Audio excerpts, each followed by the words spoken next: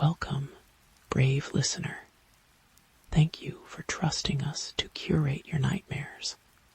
As shadows whisper and darkness thickens, our macabre tales await, perfect companions for those who crave fear's delicate shiver. Listen close. Every rustle, every breath horror stir. We're delighted you've joined us. Let the dread begin. Story 1. This happened many years ago. I think I was 12 at the time.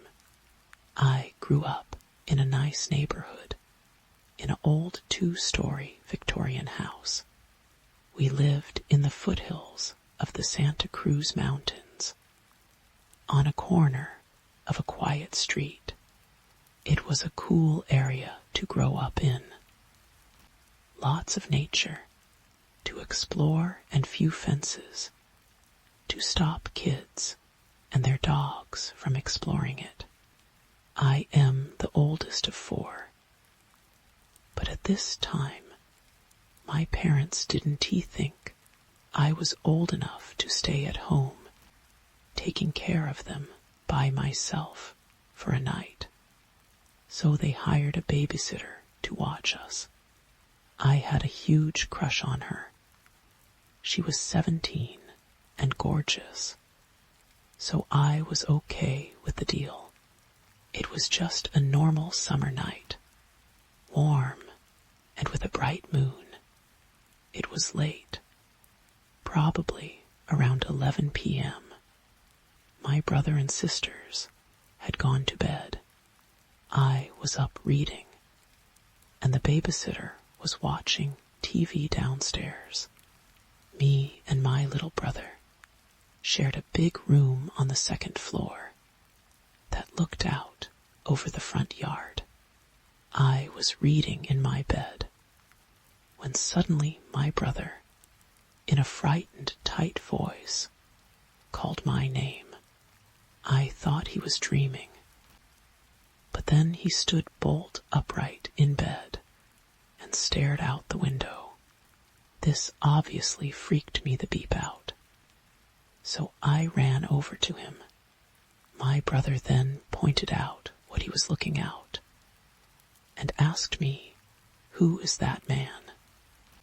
Down in the front yard, about 20 yards away, was a lanky, long-haired man looking up into the sky. His arms were outstretched, and he was slowly spinning. Then he started moaning. I immediately started to panic. This was how some of those horror movies start. I jumped up and ran out into the hallway. For once glad that my parents had not put me in charge. Waiting for me in the hallway were my sisters, who had been woken up by the noise outside, and the babysitter came tearing up the stairs, wide-eyed. Now I was really scared. Nobody knew what to do, and the sitter wasn't offering up any ideas. For some reason I decided to call our neighbor across the street. He was a true curmudgeon, but he knew us. I guess I figured he wouldn't be scared. I grabbed the phone. He answered after a few rings, and I asked him if he could see anyone out front. We saw him on the front lawn, which he had a clear view of from his house. He was obviously annoyed, but he did go look. A couple minutes later, he returned to the phone and told me there was nothing, and I needed to go back to bed. Click. We were in no state to do that. I quickly returned to my brother S. window and looked again. Big moon flooding the lawn with light. to listen for the moaning. Nothing but the symphony of crickets. The sitter was not going back downstairs alone, and nobody else was going to sleep anytime soon. We all agreed we should go down together and make sure all the doors and windows were locked. We crept downstairs and quickly broke into 2 groups to check all the doors. I was with the sitter to check the front. My siblings, the back of the house. All went well. Locks were secured. No weirdos barging into the house. But the sitter wanted me to look outside one more time. I was still beep scared, conjuring up way too many Friday, the 13th, and Halloween scenes in my head that my friends and I had covertly watched on their cable during sleepovers. But I didn't want to show it in front of the woman of my dreams. Just one more look, and maybe, just maybe, I'd get to be in something like that Revenge of the Nerds movie I also wasn't supposed to watch. So I quietly moved to the front window, which faced the front steps to our front door. I craned my neck to look out towards the driveway and back towards the lawn where we had seen him before. Nothing. And then suddenly he was there, running full speed at the window. Half his face was gone, a mess of blood and torn flesh. He has blood all down his shirt and on his shorts. The sitter screamed, and I dropped to the floor in the most unmanly way possible. My siblings were crying in the hallway.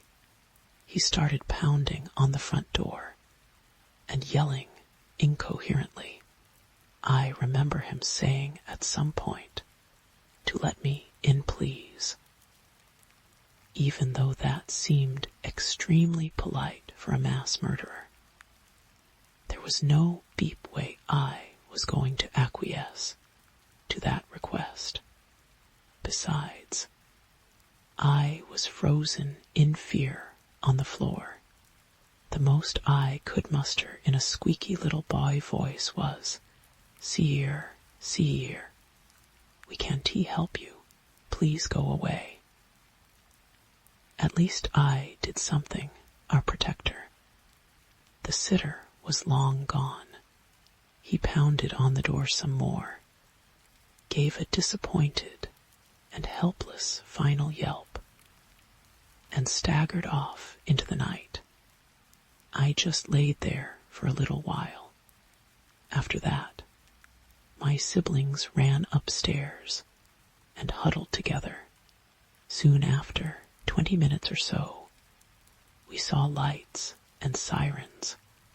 The sitter had done the same thing in her flight into the bowels of our home, and did the one thing that had never occurred to the rest of us. Call 911. They found the bloody man wandering down the street, and our nightmare was over. Turned out he was a cyclist that went out for a full moon ride on a beautiful summer night, but he didn't see the storm ditch on our corner when he took a tight turn at high speed. He slid on his face for at least 20 feet. He eventually came to, but he was so delirious from his injuries and the shock that he was off his rocker. He had been wandering around for a while before any of us knew he was there. We found blood trails crisscrossing the front of the property the next morning. I still feel bad. I didn't he help him. But I was just a scared kid. My parents didn't he go out without us for a while. For years. I was traumatized coming home at night, and nothing ever came of my infatuation. I don't think I ever saw her again, but my brother still loves to mimic what I said that night. Beep. Story 2. The ice had teeth. Dr. Elena Voss felt them sinking into her cheeks as she trudged across the endless white plain, her breath crystallizing into needles that lodged in her balaclava. The Antarctic wind screamed through the gaps in her parka. A 1,000-fingered thing that kept finding new ways to make her bones ache.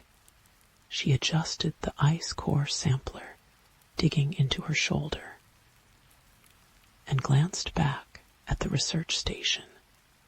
A cluster of yellow boxes slowly being buried by the blizzard, their satellite dish pointed accusingly at the slate-gray sky. 30 more meters, came Dr. Rajesh Malik's crackling voice through her headset. The geologist's normally steady baritone wavered. The anomalies right beneath your boots. Ellie, her ice auger bit into the crust. At 73 meters down, the drill head snapped clean off. Christ, she whispered, peering into the borehole. Her heddle beam dissolved into the blackness. Raj, I'm getting negative refraction. Whatever's down there, it's eating the light. The radio silence stretched long enough for a leaner to count each frozen eyelash. When Raj finally spoke, his words came too fast. We need to call McMurdo. This isn't just some meteorite. The ground-penetrating radar shows structures. Angles they waited 3 days for the storm to break. Alina spent the hours watching ice feathers grow across her window, tracing patterns that made her think of insect legs, of things skittering behind walls. When the sun finally clawed through the clouds, it revealed the excavation site, a perfect circle of blue ice surrounding a black spike jutting from the glacier like a rotten tooth doctor. Louis Chen, their biologist, dropped his spectrometer. That's not rock. The structure absorbed the sunlight in a way that hurt to look at. Its surface neither smooth nor rough, but somehow between. Veins of silver pulsed through the black material like circuitry. Alina ran a gloved hand along a protrusion and felt vibrations in her molars. It's warm impossible, Louis said. Ambient temperatures, -42. See, a chunk of ice slid off the monolith, revealing symbols. Alina's breath caught. They coiled and branched like fractal vines, glowing faintly chartreuse. Her fingers twitched the same instinct that had made her a linguist. That desperate itch to decode. Don't touch it. Raj grabbed her wrist. His face had gone the color of spoiled milk. The radar. The full scan came through last night. This is just the tip. There's a city down there. Non-Euclidean geometry. Walls meeting at impossible angles. And it's old. Older than plate tectonics. Lewis laughed a shrill, broken sound. Bullshit. Nothing complex could evolve here before. Who said anything about evolving? Raj's parka rustled as he shuddered. The ice around the structure. It's not normal frozen water. Different isotopic ratios. Like something bled into our reality. Leaner didn't realize she'd been moving until her palm connected with the symbols. The world tore her bones, became tuning forks. Colors she couldn't name flashed behind her eyes. Something vast and cold uncoiled in her mind. A presence that made the glacier feel as significant as a dust mote. She glimpsed a black star, vomiting lightless flames shapes, moving through granite like water. A scream etched into the bedrock of a dead continent when consciousness returned. She was on her back. Raj and Lewis knelt over her. Their faces stretched into identical masks of terror. The symbols now glowed crimson. What did you see? Lewis whispered. Alina opened her mouth. Her tongue brushed something wiry. She spat out a lock of hair jet black, though hers had been blonde since childhood. We need to leave the storm, returned at midnight. Not a normal blizzard. This one moved in concentric circles around the structure, howling with voices that almost formed words. Alina watched the barometer plummet until the needle danced like a possessed thing. The walls groaned. Lewis started bleeding from his nose during dinner. It's in the air, he mumbled, swiping at the blood now trickling from his ears. Spores, or maybe nanomachines. The samples kept rearranging themselves. He collapsed face first into his tomato soup, sending crimson droplets blooming across the plastic tablecloth. Raj screamed. Alina didn't. She'd been staring at the window at the shadow that wasn't cast by anything in the room. It slid across the snow in jerky increments. Limbs bending in too many places, they buried Lewis in the supply shed. His body kept thawing on the third night. Raj vanished. Alina found his parka in the lab, neatly folded under a microscope slide, holding a sliver of the black material. The slide's label read, in shaky handwriting, IT remembers US. She stopped sleeping, stopped eating.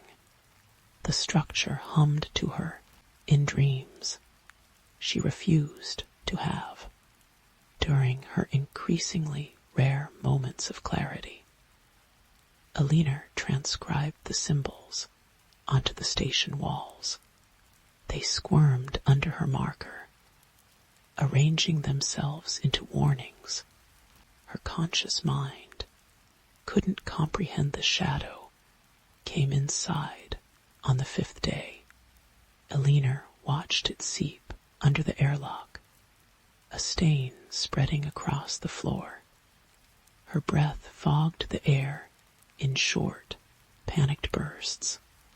The emergency lights cast everything in bloody crimson. But the shadow remained pure void. It coalesced into something that might have had limbs. If limbs could flicker between dimensions, she ran. The shadow didn't chase. It unfolded. Corridors twisted. Doorways led back to themselves. Alina stumbled into the mess hall to find Lewis's corpse sitting at the table, spooning congealed soup into a mouth that hadn't stopped bleeding. His milky eyes tracked her. "Don't you see?" he gurgled. "We're the infection. They're trying to scratch the lights failed." Something cold brushed the nape of Alina's neck.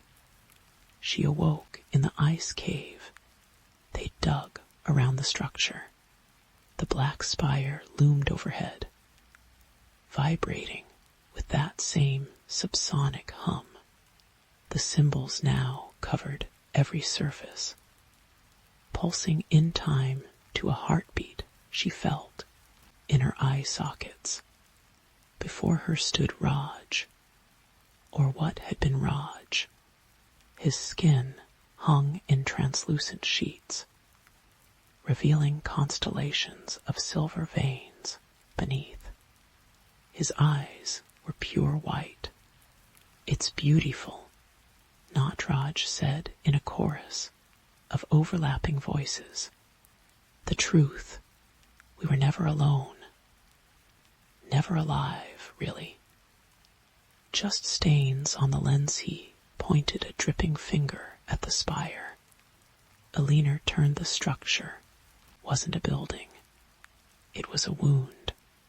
Through its jagged edges, she saw an ocean of black flesh, undulating beneath a dying sun's spirals of light that were also screams. The thing that had been dreaming beneath the ice for eons. Its mind brushing against hers, like the legs of a spider. Something broke. Something important. Alina felt the knowledge carve through her psyche, burning neural pathways that should never exist. She understood now. The structure was an anchor, a bridgehead, and humanity, an afterthought, a mold growing on the windowsill of something so vast it could crush galaxies. By accident, Natraj's hand closed around her wrist. His touch burned. "They're coming through. We get to witness." Alina stabbed him in the throat with the ice core sampler. The thing wearing Raj's skin laughed as silver blood geysered across the ice. She ran until her lungs turned to glass. The storm swallowed her. Hours or days later, a Coast Guard helicopter found her crawling across the Ross ice shelf, fingernails torn off, babbling about dead stars and the things that grow in their corpses. They said she'd been alone the whole time, that the research station showed no signs of other occupants, no bodies, no records, no trace of Raj or Lewis. The structure wasn't in any satellite imagery. The ice cores told a different story, one the scientists who analyzed them couldn't quite piece together, though they all developed the same recurring nightmare of something scratching at the permafrost beneath their homes. Alina spends her days now in a padded room at McMurdo Station, scratching symbols onto the walls with her own fingernails. The doctors think she's drawing the same pattern over and over, but she knows better. Each mark is a warning, a prayer, a death rattle sometimes. When the auroras dance particularly bright outside her barred window, she presses her face to the floor and listens. The ice still whispers, the structure still grows, and deep below, in the warm dark between tectonic plates, something ancient and hungry turns. In its sleep they'll keep drilling. They'll keep digging, because that's what humans do, poke at shadows, until the shadows poke back. Alina knows the truth now, the truth that keeps her awake, even when they pump her full of thorazine. We were never the main course, just the crumb that fell from a table, where gods chew on the bones of universes the ice has teeth, and it's smiling. Story 3. The walls breathed. Mara pressed her palm flat against the floral wallpaper of her childhood bedroom, feeling the slow expansion beneath the peeling violets. It hadn't done that when she left 12 years ago. Then again, the house hadn't hunched over its foundation like a vulture either, its eaves sagging low enough to scrape the overgrown junipers in the yard. She wondered if the bank would notice the way the front door frame now leaned slightly left, or the hairline fractures creeping across the living room ceiling like frost on a window pane. Probably not. They'd been desperate enough to approve her mother's reverse mortgage, and desperate enough to call Mara when the old woman stopped making payments. The smell hit her first when she entered the kitchen, wet soil and spoiled milk, with an acidic undertone that made her molars ache. Her mother's collection of ceramic owls watched from the hutch, their glass eyes glinting in the late afternoon light, slanting through grime-caked windows. Mara's fingers hovered over the light switch. Something sticky coated the plastic plate. Not grease. Thicker. Colder. Just empty the place. The estate agent had said over the phone, "We'll handle the rest." Her sneakers left faint impressions in the carpet as she climbed the stairs. Each step released a sigh of trapped air that smelled unmistakably of her mother's rosewater perfume. The bathroom mirror still bore the ghostly outline of where the medicine cabinet had hung. Mara stared at her reflection, the dark crescents under her eyes, the flyaway hairs escaping her bun, and saw the wallpaper behind her ripple. She spun around. Nothing. Just the same faded yellow stripes. Same water stain in the shape of a hook near the ceiling. The house creaked like an old ship. Downstairs, the refrigerator kicked on with a wheeze.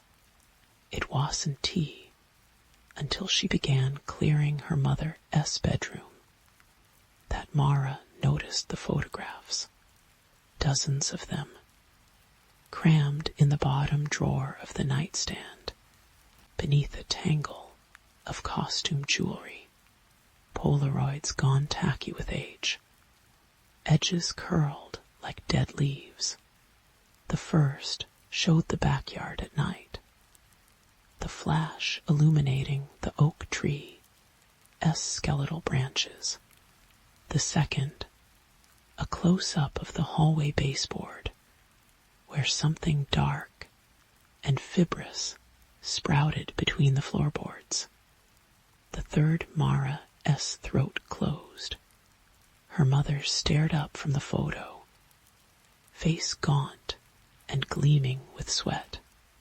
She propped the camera on the dresser to capture the full scene.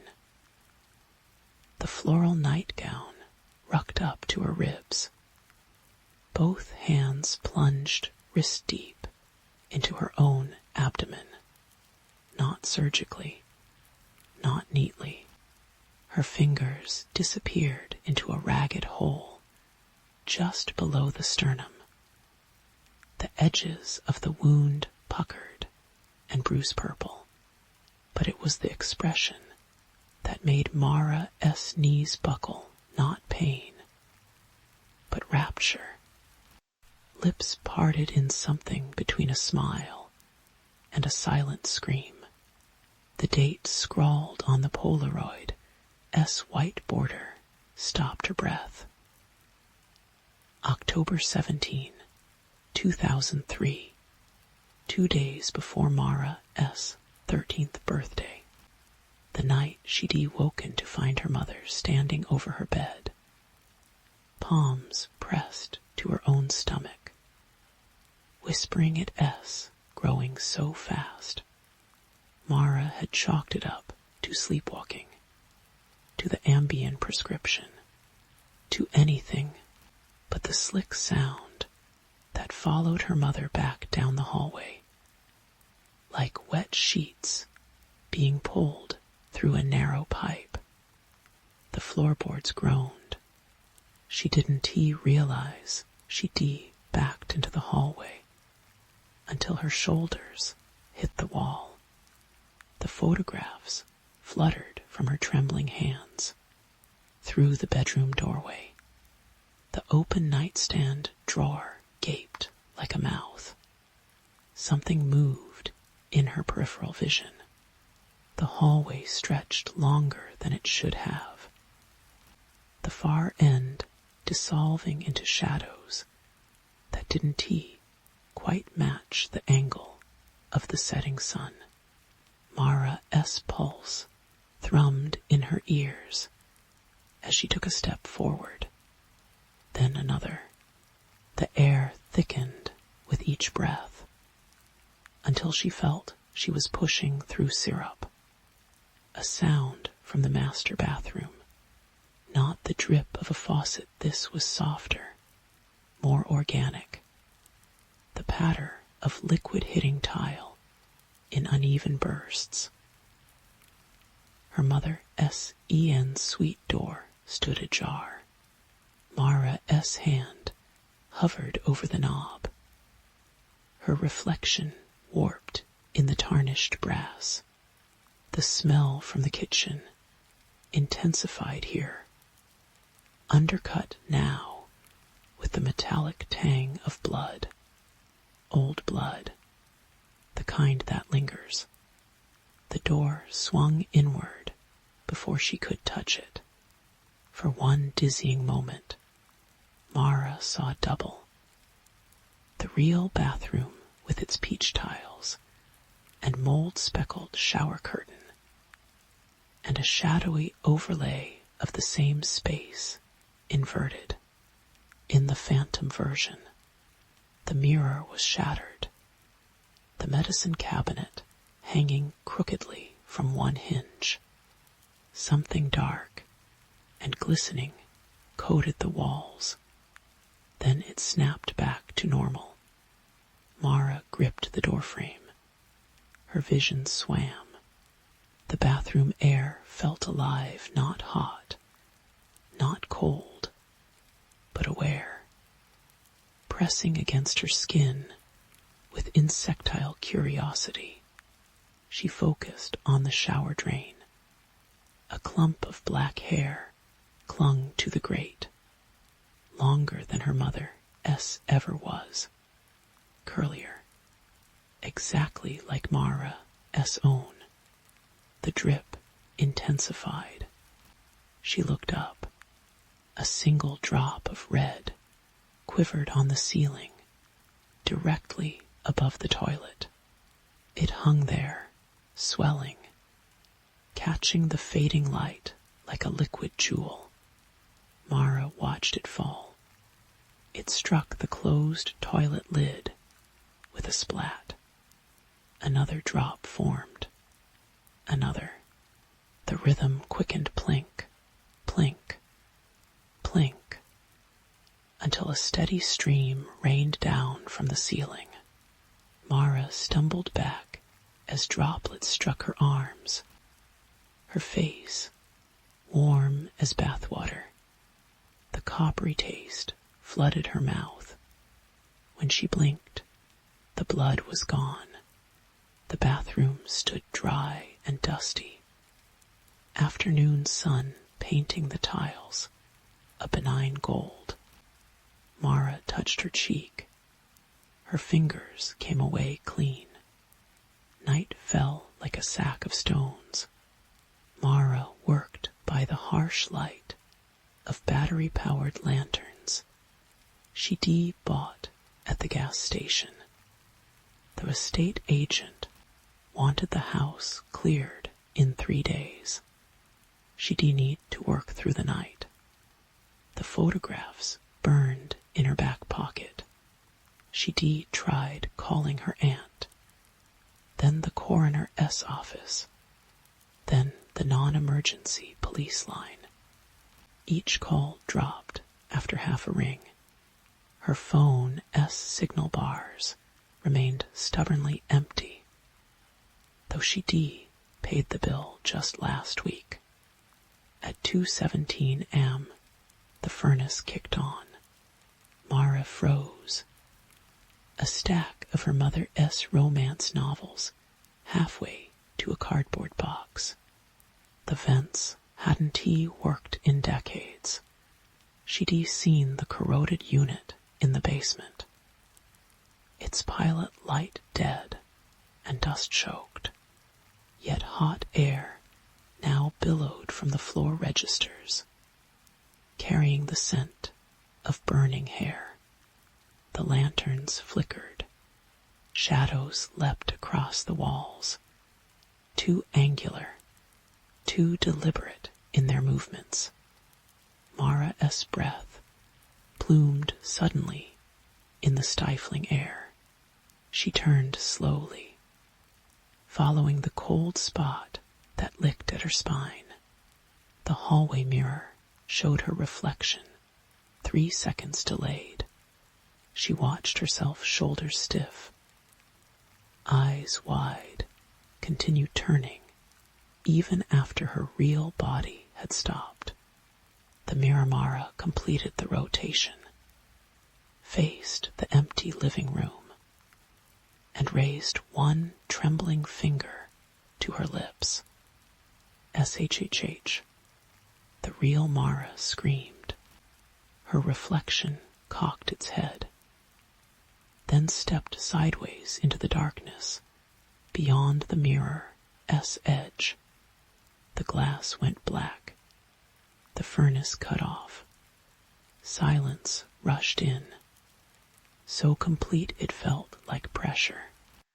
Mara's ears popped when the lanterns sputtered back to life. The mirror showed only an ordinary room, an ordinary woman. A trick of the light, surely. She didn't notice the handprints at first. They started appearing as she packed the kitchen greasy smears on cabinet doors, the refrigerator handle, the toaster oven. At first, she thought it was residue from old cooking oil.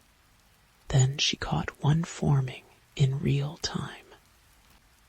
5 finger marks materializing on the window above the sink, pressing hard enough to make the glass creak. Outside, the oak tree's branches scraped against the house. The The sound set her teeth on edge. It wasn't wind the night hung perfectly still. The air thick and electric. The branches moved anyway, tapping out a rhythm that almost sounded like Morse code. Tap, tap, tap. Pause. Tap, tap. Mara pressed her forehead to the cold glass. The backyard looked wrong. The grass stood too tall, waist-high and bone-pale. It rippled against some non-existent breeze, revealing glimpses of dark shapes moving just below the surface. Something brushed her ankle. She leapt back with a yelp. The linoleum floor squelched underfoot. Mara lifted her shoe to find the sole coated in black sludge.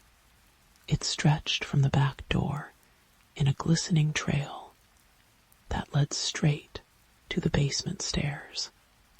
The padlock hung open. Her mother had kept it locked since 3. Damp down there, she'd say whenever young Mara asked. Mold that could kill you. The stairs groaned under her weight. Each step deepened the chill, until her breath formed clouds. The lantern light revealed concrete walls, sweating with condensation. Rusted pipes. A single bare bulb swinging from a frayed cord. And the hole, it gaped in the far corner, where the foundation met the dirt floor, perfectly circular. About 3 feet wide. The edges looked chewed. Clumps of wet earth lay scattered around it, some bearing deep gouges that could have been claw marks or teeth. Mara approached slowly. The hole exhaled. The smell hit her like a physical blow loam and rot, and something sweetly putrid. Her eyes watered. She aimed the lantern into the void. The light didn't reach the bottom. Something glinted halfway down. Mara leaned closer. A silver picture frame wedged into the tunnel wall. Then another. Dozens of them, descending into darkness, all empty, except one. 5 feet down, a single photograph remained. Mara's own face stared up at her, age 12, pigtails askew. She recognized the pajamas purple with yellow stars. The ones she'd been wearing the night her mother came into her room. The night something changed. A wet crunch echoed from deep below. Mara scrambled back as the tunnel walls pulsed. Not an earthquake, a peristaltic undulation, like a giant throat swallowing. Dirt rained down. The photographs trembled in their frames. She ran, up the stairs, through the kitchen, into the foyer. The front door stood open. Moonlight poured across the threshold, so bright it hurt.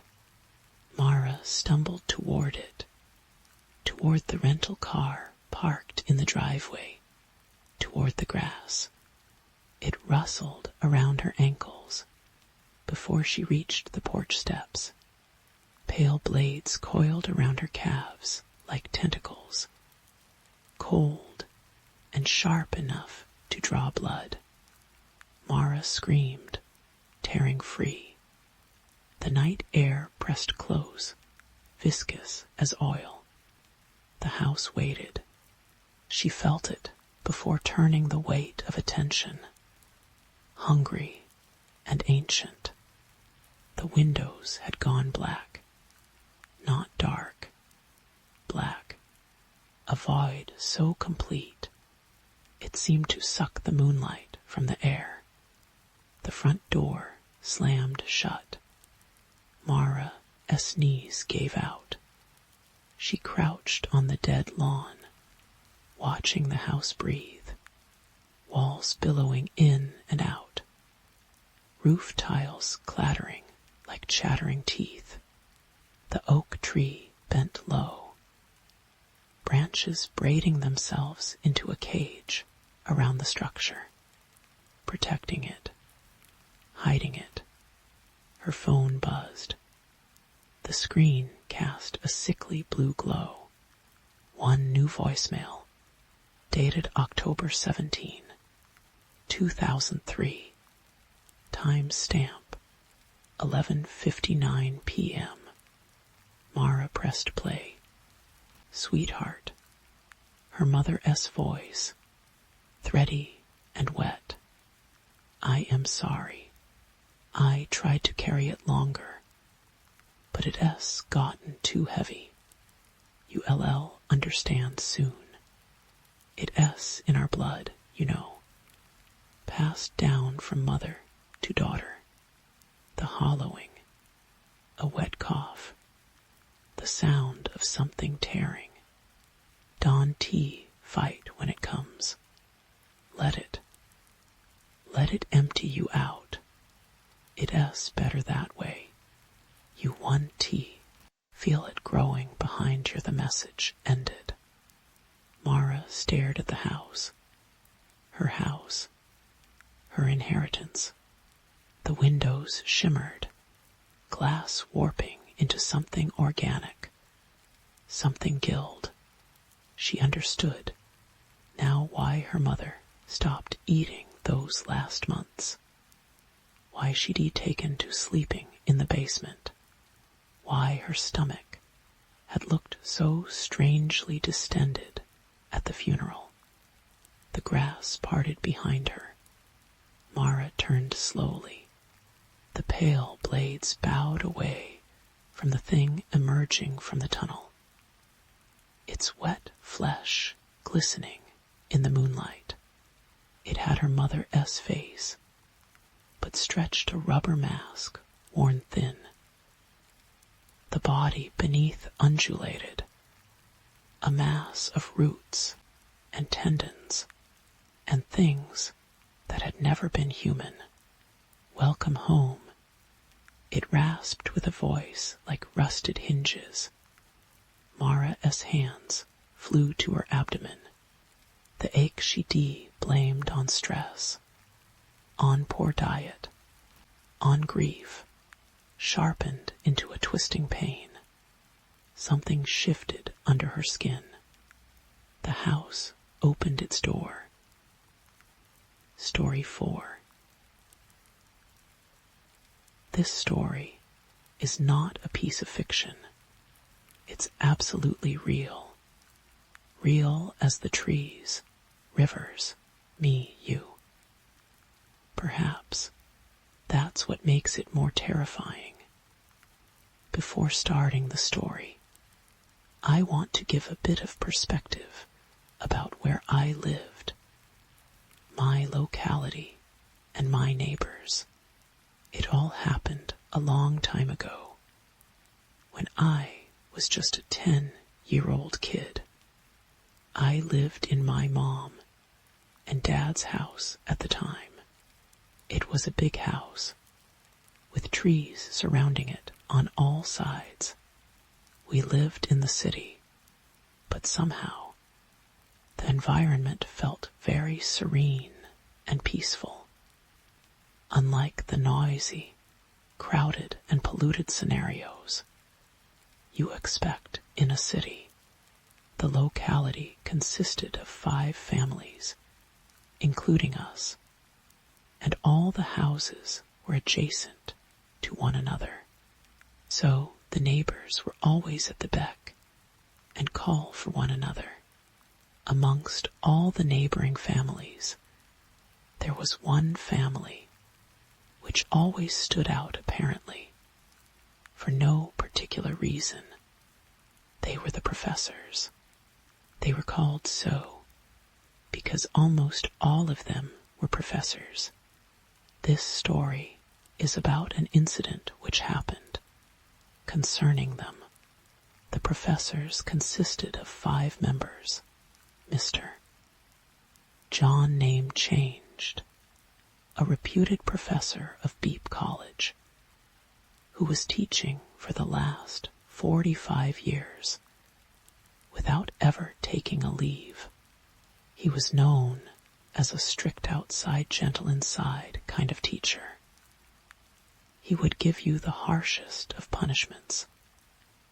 But if you cannot understand anything or fail to attend classes due to important reasons, he would teach you until you had your doubts cleared, no matter how much time it took to do so. For this reason, he was loved by his students, despite having an anti-hero personality. Next was his wife, Mrs. Jessica name changed, also a professor of Beep College. She is the type of teacher that you cannot hate. Sweet, caring, and motherly. She made everyone love her, no matter how much you tried to feel otherwise. Following them were Mr. James name changed, John's much younger brother, and Mrs. Olivia name changed, his wife. Both were professors at different private colleges. Both seemed really nice and simple, particularly James, whom I don't think I have ever seen not smiling, no matter who the person is, whether a colleague or the trash collector. James addressed everyone with that calm and gleeful smile. Final member of the family was Dolores name changed, John and James's sister. She was not a professor like the other members, not even normal, according to the other neighbors. She suffered from mental problems since she was a teenager, having diagnosed with severe schizophrenia, which resulted from the trauma of her mother passing away. When she was 14, every night the neighbors could hear her loud grunts, moans, and cries, which ultimately stopped after 15 minutes or so. The family, at first, stood out because of Dolores herself. Many neighbors believed that Dolores was not mentally Beep, but was actually possessed. That every night it took a cleansing to calm her down, and that her grunts, moans, and cries are actually the demons speaking, not Dolores. However, the validity of these claims are up for question. Now that you guys have gained a little perspective, let me start the story. It all started when suddenly I woke up from my sleep at the middle of the night.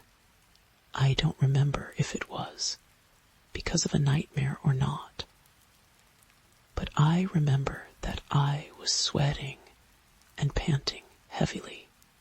It was a dark, cold December night, but somehow it was not stagnant and silent, as one would expect such a night to be. I could hear mumblings and mutterings of multiple people outside on the street, which was strange considering how late it was. Me, being a kid then, got scared and anxious of this whole ordeal, and decided to go to my parents'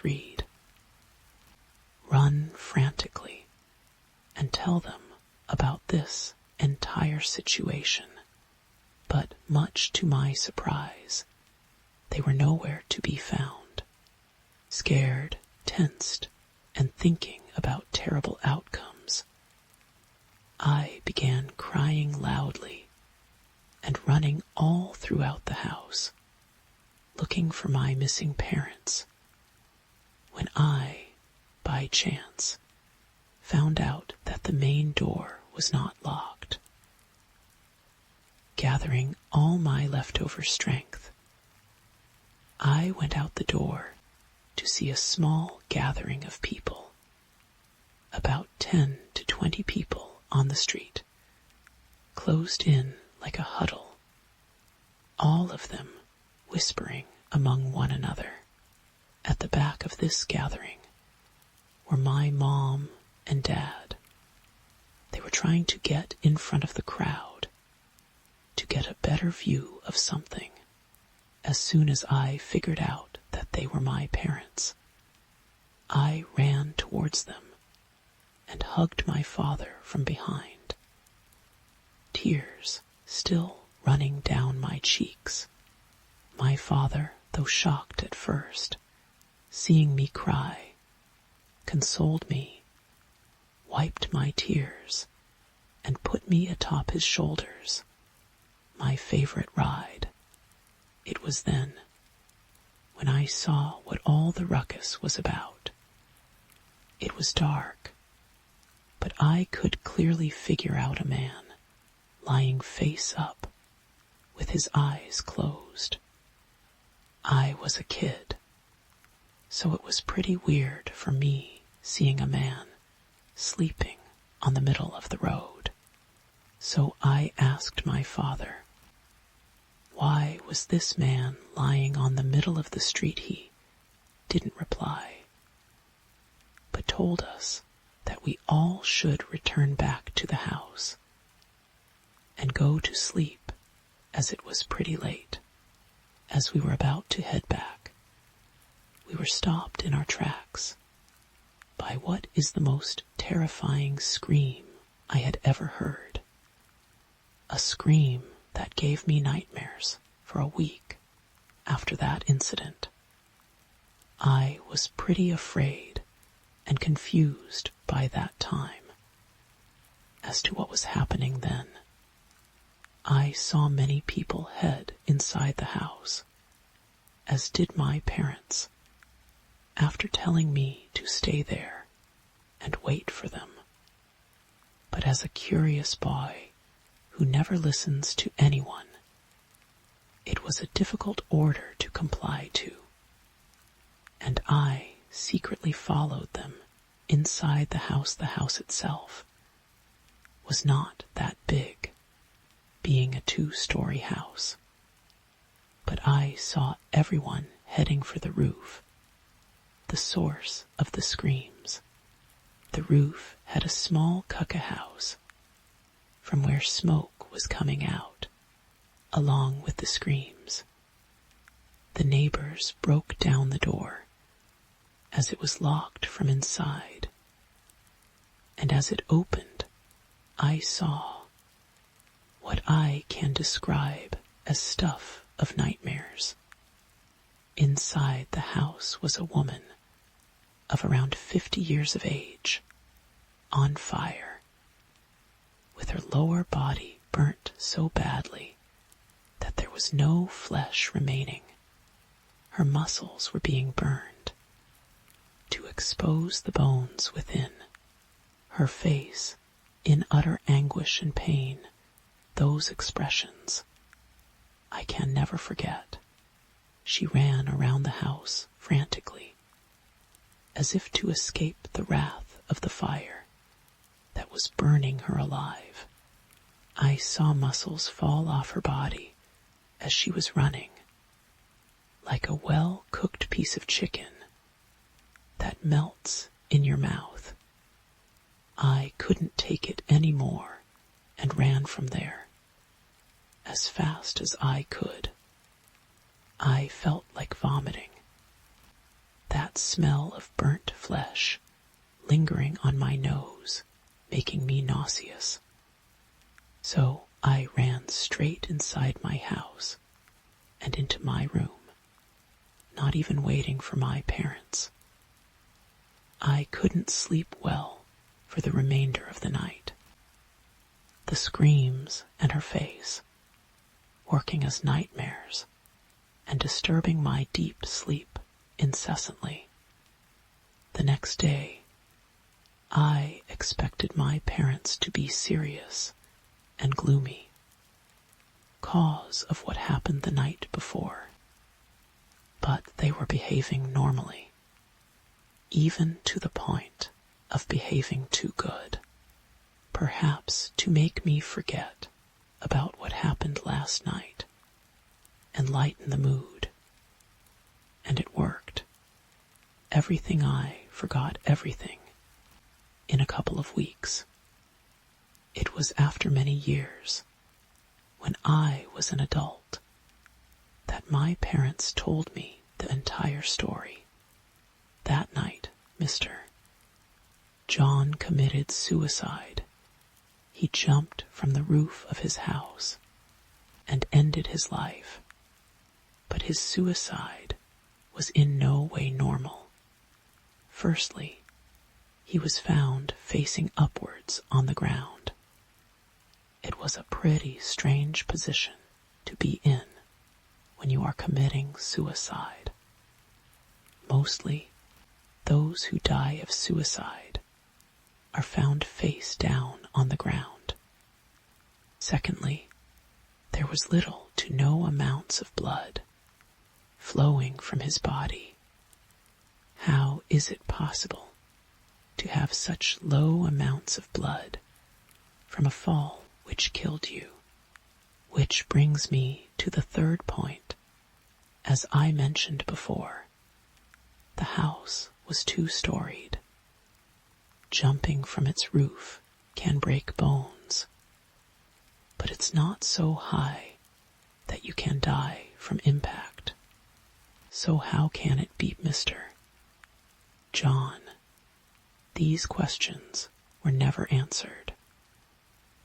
Many of the neighbors suspected Dolores of killing her brother due to a psychotic episode, and then killing herself by setting herself afire due to the guilt and grief for her actions. But these are mere speculations.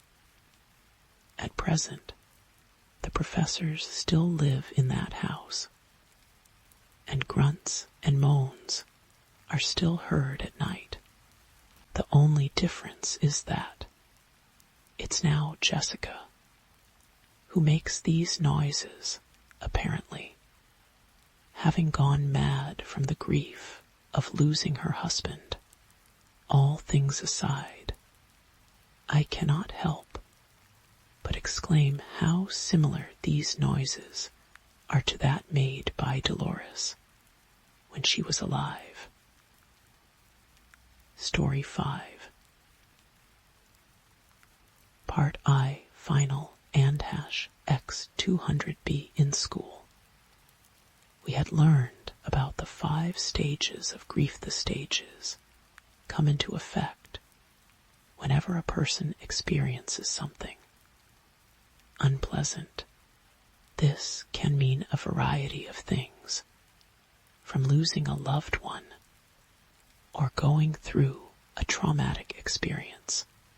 Your brain goes through these 5 stages to protect you.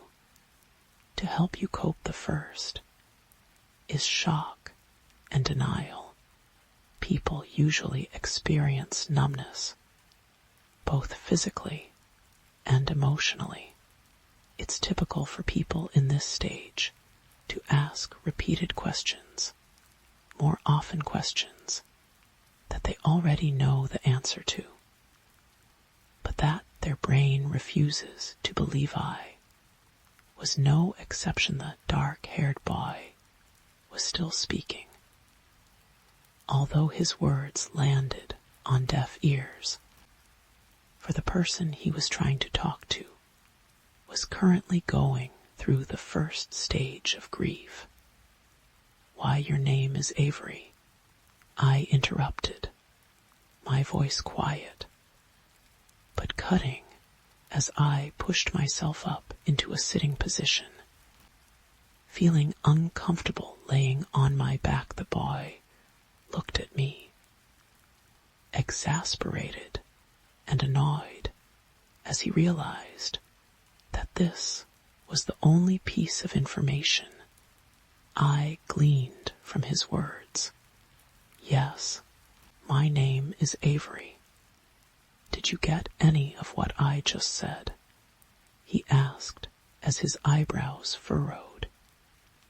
Irritation leaking into his voice, an embarrassed flush crept up my face as I dropped my eyes.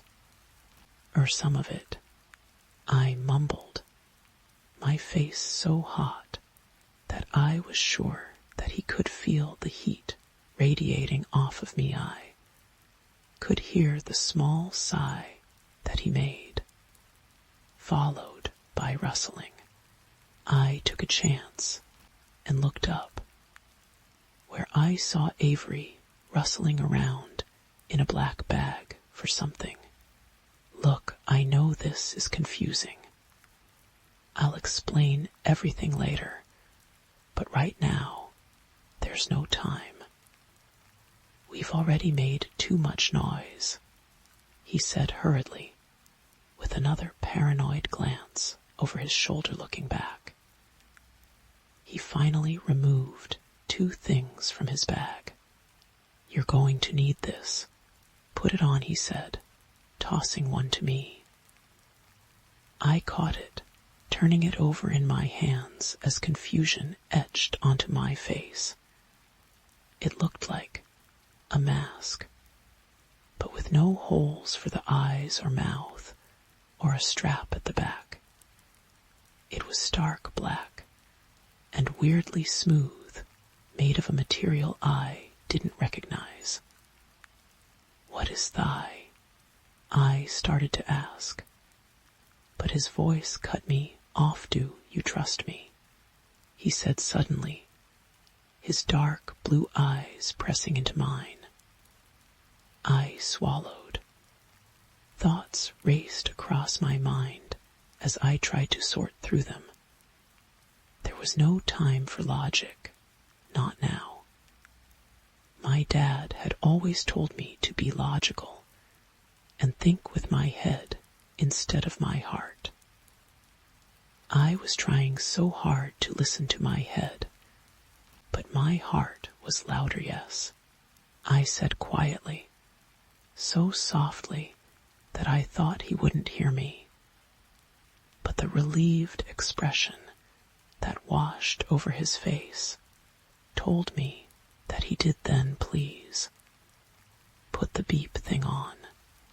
Questions later," he said softly, some of the impatience leaving his voice. Without another word, I held my breath and put the mask-like thing up to my face. It was one of the oddest experiences I had ever felt. It felt like a suction cup attaching itself to my face. So tightly it was as if the mask was merging with my face. The no holes for the eyes or mouth proved not to be an issue, since I got to breathe perfectly fine, almost as if it wasn't on at all. I looked up to see if Avery had his on, and when I looked up, I had to stifle a gasp. It was like his face had completely disappeared, a black oval where his face should have been. It was beyond unnerving, merely looking at it, sending a chill throughout my body. Is that what it looked like on me? "Ready?" asked, seeing I had put it on. Hearing him speak without seeing his mouth was creeping me out, but I didn't say anything and instead just nodded. He extended a hand out, seeing that I was still on the ground. I hesitated for only a fraction of a second before I took his hand, letting him pull me to my feet. As soon as my hand touched his, I felt a shot of warmth, startling me slightly, but leaving me as soon as he let Ga stay with me. And stay quiet, he said softly, swinging his bag back onto his back, turning to start walking. As I started to follow him, I looked up, at last trying to get a picture of my surroundings, to hopefully get some information to where the beep eye was. I was not prepared for what I saw it was the city eye. Tried to keep walking so as to not get too far behind Avery. But my eyes were glued to the sight in front of me. It couldn't be. Could it? My thoughts were racing, and to confirm, I looked behind me. The body of water that Avery had just pulled me out of was the very same one that I had gotten thrown into. In the first place, my heart was pounding as I looked around me. It was an exact replica of the city, but it was distorted. Every building was drained of color. Almost everything in sight being a different shade of black or gray. On top of this, every few seconds something would glitch, like a lagging video game, like the holograms that were in movies. Something wasn't right. You could feel it everywhere you looked, a sickening sense of unease, of dread with every washed out, colorless building that we passed. I quickened my pace to get closer to Avery. I didn't know where we were going.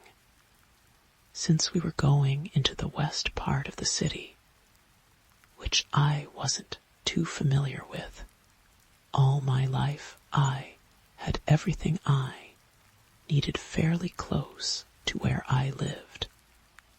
So there wasn't really any reason to explore.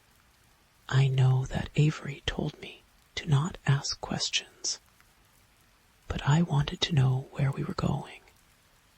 If I was going to need anything to protect myself with, since the feeling that I was being watched hadn't gone away, since I arrived in this beep-up dystopia, I silently walked faster until I was next to him.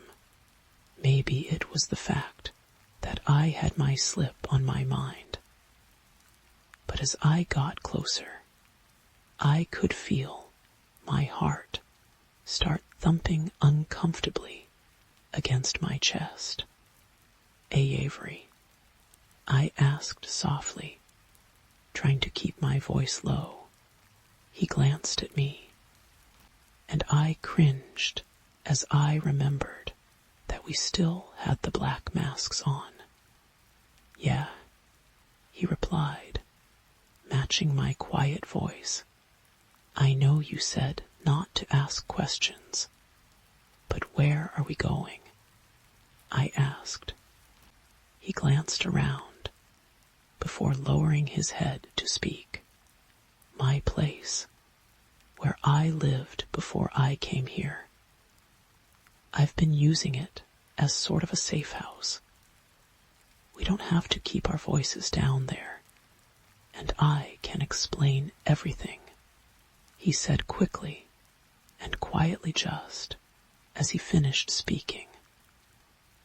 A loud thump came from in front of us, startling me as a black, distorted figure came out from a glitching convenience store. It looked like a man, but his face didn't have any features.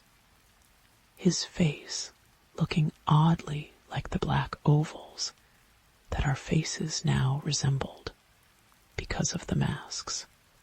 My heart stopped in my chest as Avery grabbed my arm to stop me from walking. "Don't look at him," Avery whispered feverishly into my ear. "He's lost the distorted man," had an uneven gait, almost limping. As he got closer, I could see that his black body was glitching like everything else in this beep-up place. I quickly looked down as Avery instructed, trying to keep my breathing in control. I felt Avery's hand tighten on my arm as the thing got closer to us. And as it got closer, I could hear it mumbling incoherently. It continued to get closer, so close that I could feel its presence with every fiber of my being. It was beyond uncomfortable, but staying true to Avery's instructions, I didn't make a sound. The next few minutes felt like an eternity before Avery looked up and looked behind us, letting out a small sigh of relief as his grip loosened on my arm before letting go. "Come on, we have to hurry," he mumbled, starting to walk again, faster than we were before. Neither of us said anything for a while as we walked. I was left to my own thoughts, as my brain was trying to make sense of everything that had happened to me.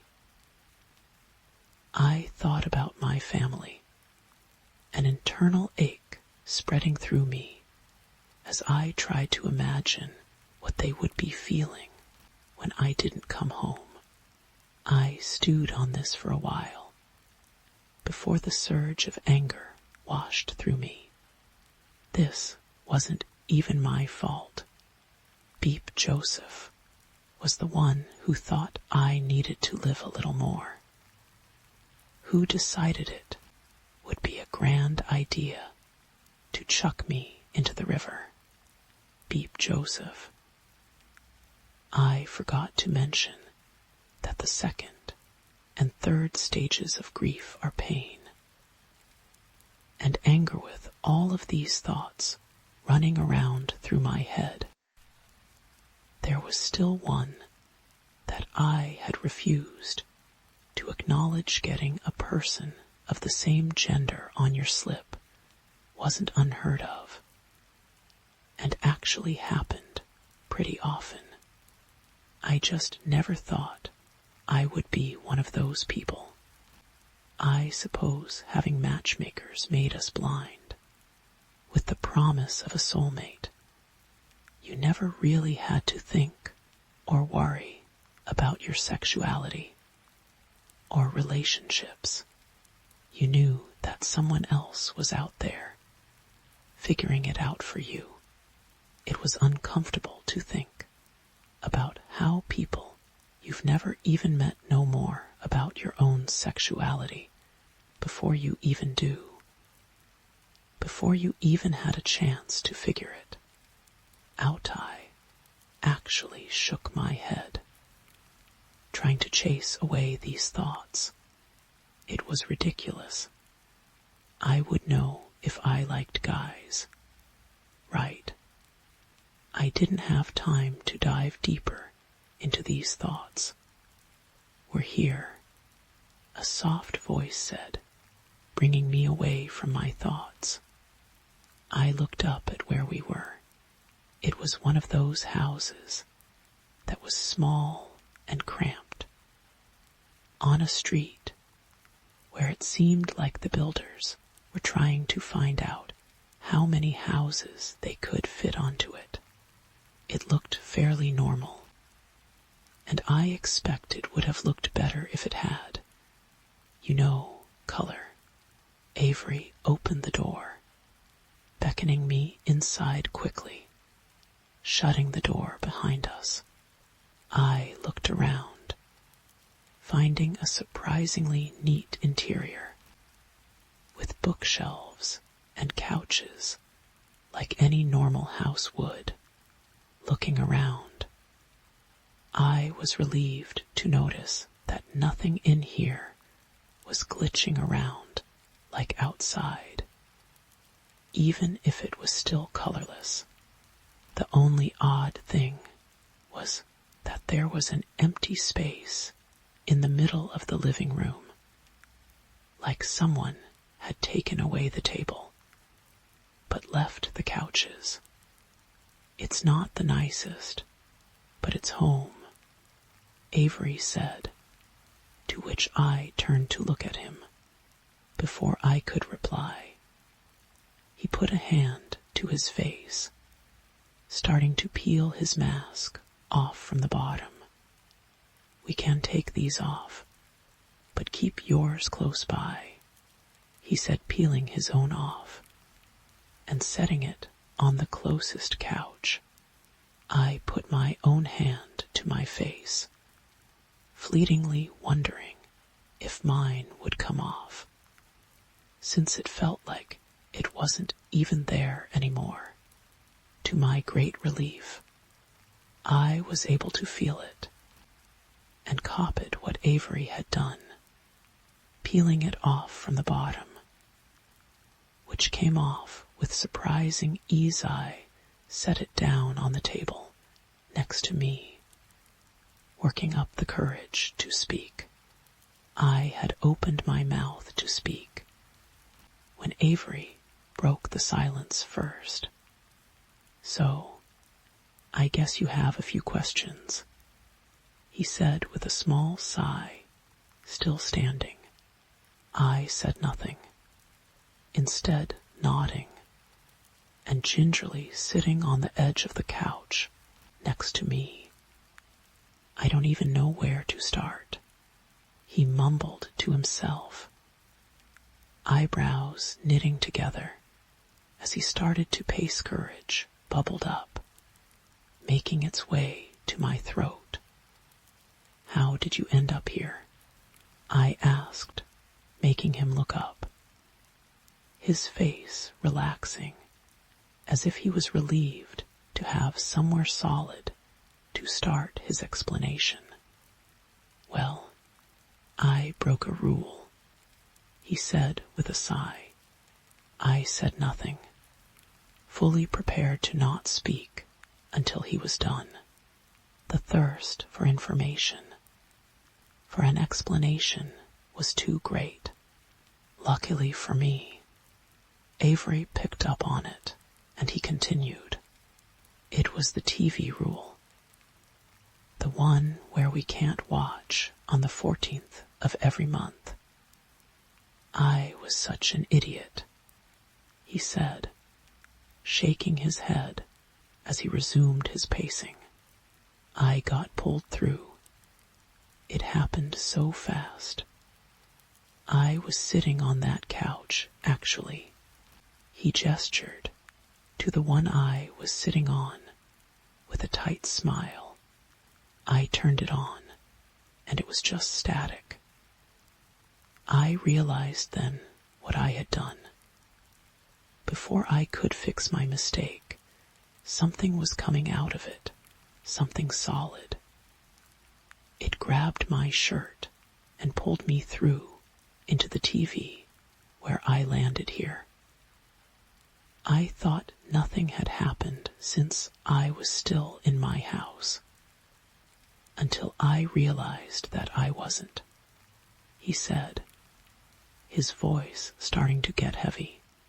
He paused, and he didn't need to say any more. It was perhaps a combination of sympathy or curiosity that was too overwhelming for me to stay quiet. What is this place?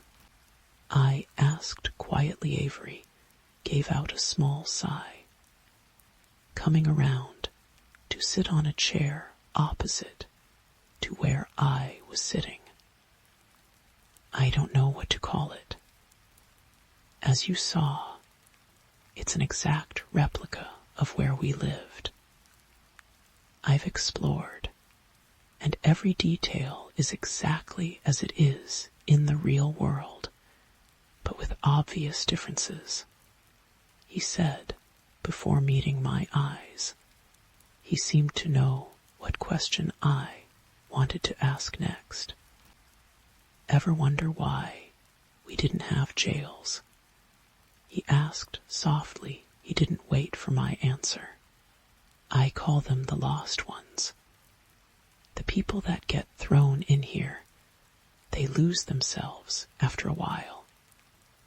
They turn into what you saw on the way here. Altered versions of themselves, no identity, no remnants of their past selves. They are hostile, angered, and are capable of much more than you could ever imagine. I swallowed. Beep, this beep is the jail that we never had up there. Made for the rule breakers and people who threatened their precious utopia. They get left here, left to waste away, to spend the rest of eternity here, he said bitterly. They are nightmares, beings of their worst possible selves that have no feelings, no nothing. They are fueled off of their worst qualities and are trapped in their own heads. This time, it was Avery that swallowed. As far as I can tell, they don't care who gets trapped here. Even the people who break rules by accident. Although the beep-actual beep criminals, they deliver personally down here, he said with a sigh. The weight of the situation was pressing on me, so hard that I was having a hard time breathing. There has to be a way out. Right, I asked breathlessly. To my immense relief, Avery nodded. There is, but it takes two people. I can't tell you how long I've been waiting for someone down here, he said softly. I felt a pang of sympathy. How long have you been down here? I asked, and he shrugged. A couple months, maybe. There's no way to tell down here. I tried keeping track by writing on the walls, but they would disappear the next day, he said with a sigh. How do we get out of here? I asked, my voice gaining confidence the longer I spent in his presence. The same way that they get the criminals in here. It's at the center of the city and looks like an archway. The door they use is password protected, but I've been watching whenever they bring someone new down here, and I know it. The only problem is, it seems to be a popular hangout spot for the people who are lost, he said heavily. The masks that I had you put on are to blend in with them, but it only goes so far, and only really works when there's a few of them around. I didn't want to ask how he managed to get those masks. There is a way to beep them, but they still outnumber me, which is why I needed a second person. You don't need to eat or drink down here, but you can still get hurt, he said, lifting his sleeve to reveal two long, deep gashes that were in the process of healing. I suppressed a shiver. This new information spun around my head. I felt slightly sick. I knew then that I couldn't stay here. I needed to get out. I couldn't let myself become lost. I'll do it. Whatever it takes, I don't care. I'll help, I said, breaking the silence, my voice confident. Avery looked up at me with an expression I couldn't place. It looked like newfound respect, like he was just noticing me for the first time. He studied me for a moment before nodding. I'll keep you safe. I won't let anything happen to you. I thought of making a smart-ass reply, but he seemed so genuine about it that I kept my mouth shut. It was then, sitting there with no immediate danger nearby, that I started to feel the weight of the day starting to press in around me. I tried to cover up a yawn with my hand, but Avery caught it. He stood up, running a hand through his hair. Shit, sorry. You must be exhausted. I wasn't even thinking about that. I've been sleeping down here, he said, gesturing to the empty space in the room. But I can make up a place to sleep upstairs if I don't. I interrupted suddenly, to which Avery raised his eyebrows. I felt a hot flush rising in my cheeks as I continued. I mean, if it's okay, I'd feel more comfortable staying down here, I said quietly, averting my eyes. There was a pause, which was enough time for me to feel greatly embarrassed by my words. Beep, he doesn't want you down here, idiot. He doesn't even know you. He doesn't beep / sure, if it makes you more comfortable. I'm more than happy to set up a space here for you, he said finally, giving me a small smile. I'll be right back. Holler if you need anything, he said, turning to leave before stopping, as if remembering something. I never got your name. Forgot to ask, he said sheepishly, stumbling slightly over his words, and seemingly having a hard time meeting my eyes. My heart seemed to stop just as my mind started to race. Charles, I said suddenly, the name and the lie slipping out easily. I'm not sure if it was just my imagination.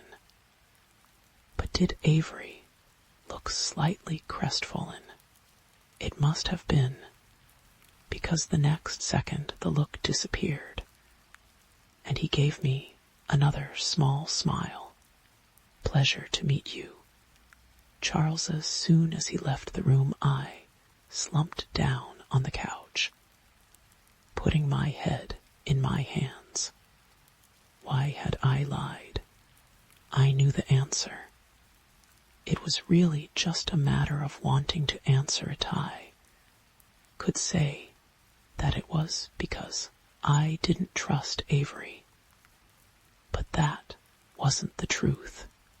There were so many different kinds of confusion, so many different kinds of pain. I was tired of being the one who felt it all. I was just tired in general. It was disorienting. To have your entire life flipped upside down in a matter of moments. Everything that you thought you knew to be untrue, or covered with layers of deception to keep people in a mindless bliss.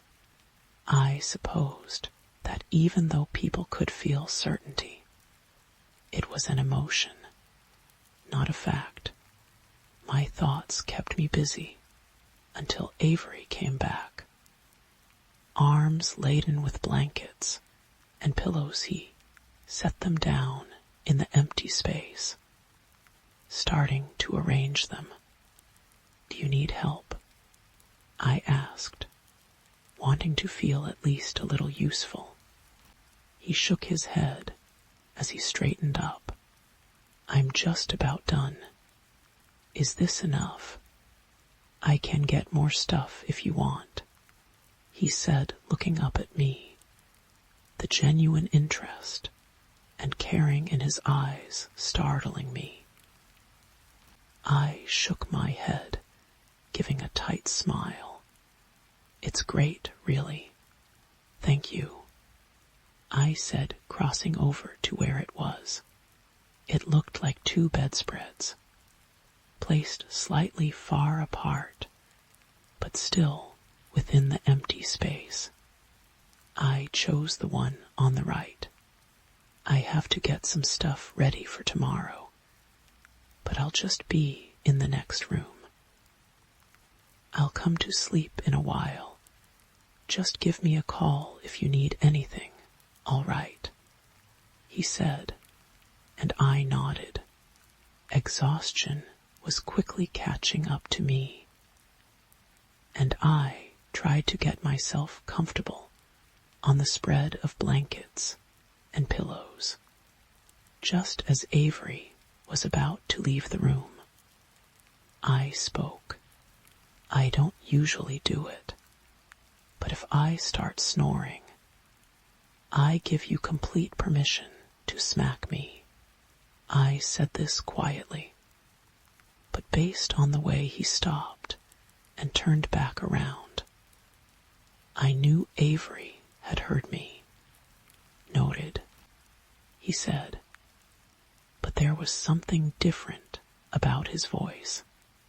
As I looked at him, I saw that he was smiling, not a tight smile or a small one, but an actual, genuine smile that made my entire body feel warm. It was perhaps the most beautiful thing I had ever seen.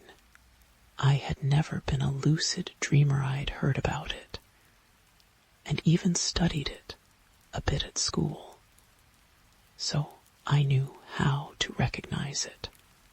Lucid dreaming is a dream in which your body knows that you're dreaming and gives you the steering wheel for a bit, allowing you to be conscious and aware. While dreaming, I was currently experiencing this strange phenomenon. I wasn't entirely sure where I was.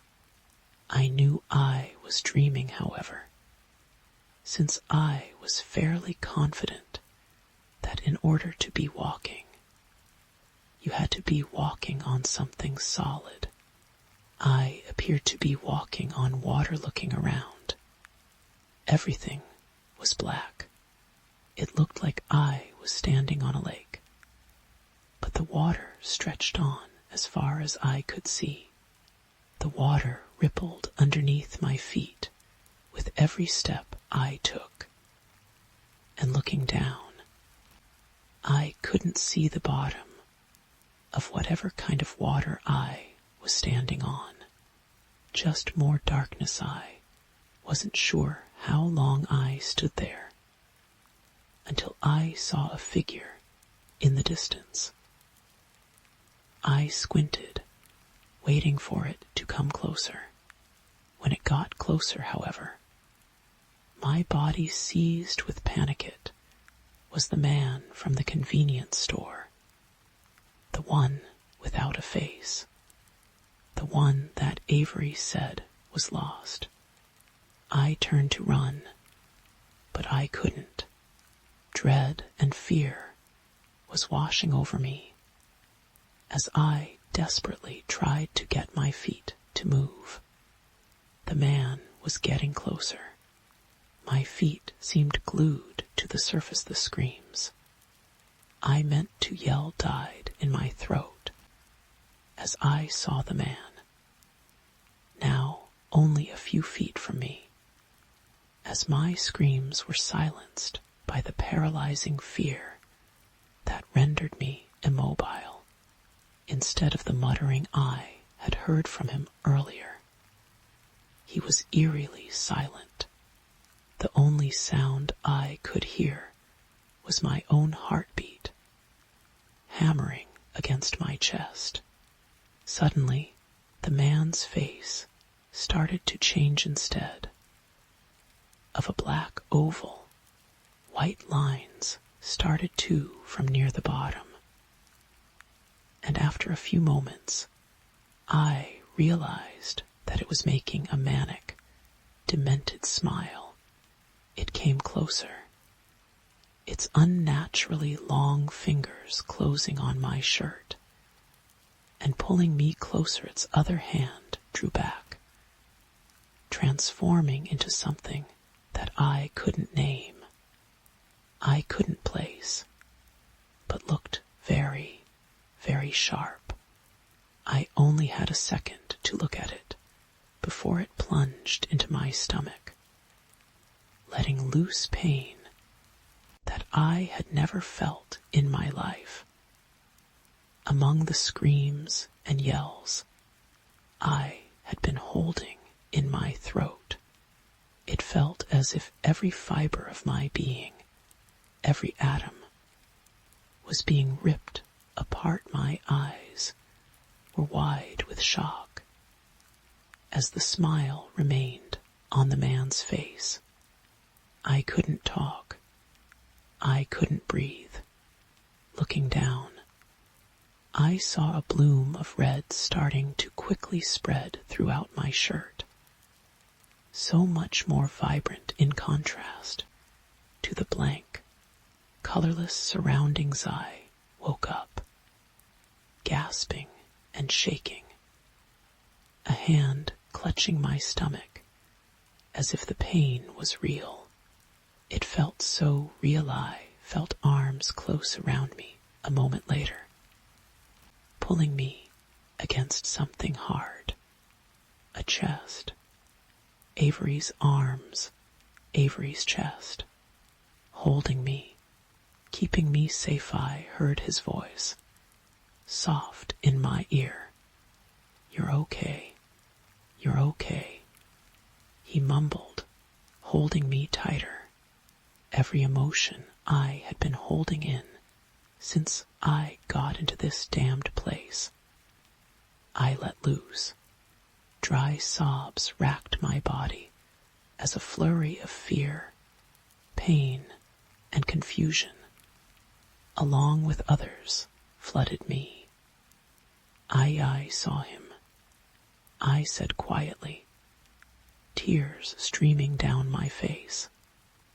I know you did. It's okay. You're okay," Avery said softly, pulling me tighter against him. I didn't care. I didn't care anymore. I let myself turn towards him. Blankets twisted around me as I buried my face in his chest, letting my tears soak his shirt as he held me. I can't tell you how long he held me, with my face buried in his chest, with him not caring that his shirt was getting soaked, holding me tighter every time. A fresh wave of emotions swept through me. It felt like hours before the pain from my dream subsided, before my body was no longer shaking. It felt like hours, and during them, Avery had never let go of me. It would have been okay. It would have even been mostly okay if one of us had just let go, if we didn't stay there, holding a part of each other, long after the danger, no matter how real, had passed. My thoughts had finally slowed. I had skipped the past 2 steps of the stages of grief, I had skipped the anger and bargaining. My body just didn't have enough energy left to do it. The only thing I felt sitting there against Avery was safety, comfort, two things that I hadn't experienced since the moment I had arrived here. I could hear his heartbeat, a soothing, rhythmic sound that was more relaxing than I can explain. Sitting there with him felt right. It was the feeling that I had never felt looking at the girls in my class, that I had never felt looking at Beep and Ibeb. Gurlit felt like hours before I spoke again. My voice dull, like someone had run a knife over it. Avery, I asked softly. Ye, I never said thank you for what? He asked, his voice soft against my ear. For saving me. I would have drowned. I replied. I didn't need to explain further for him to understand what I was talking about. You don't have to thank me for that. I know if you saw me hurtling out of the sky into a river, you would have done the same. He said, and this time I could hear the smile in his voice. I smiled a tired but genuine smile. True, I wanted to say thank you anyway. Well then, you're welcome anyway, I laughed. But it came off more of a huff.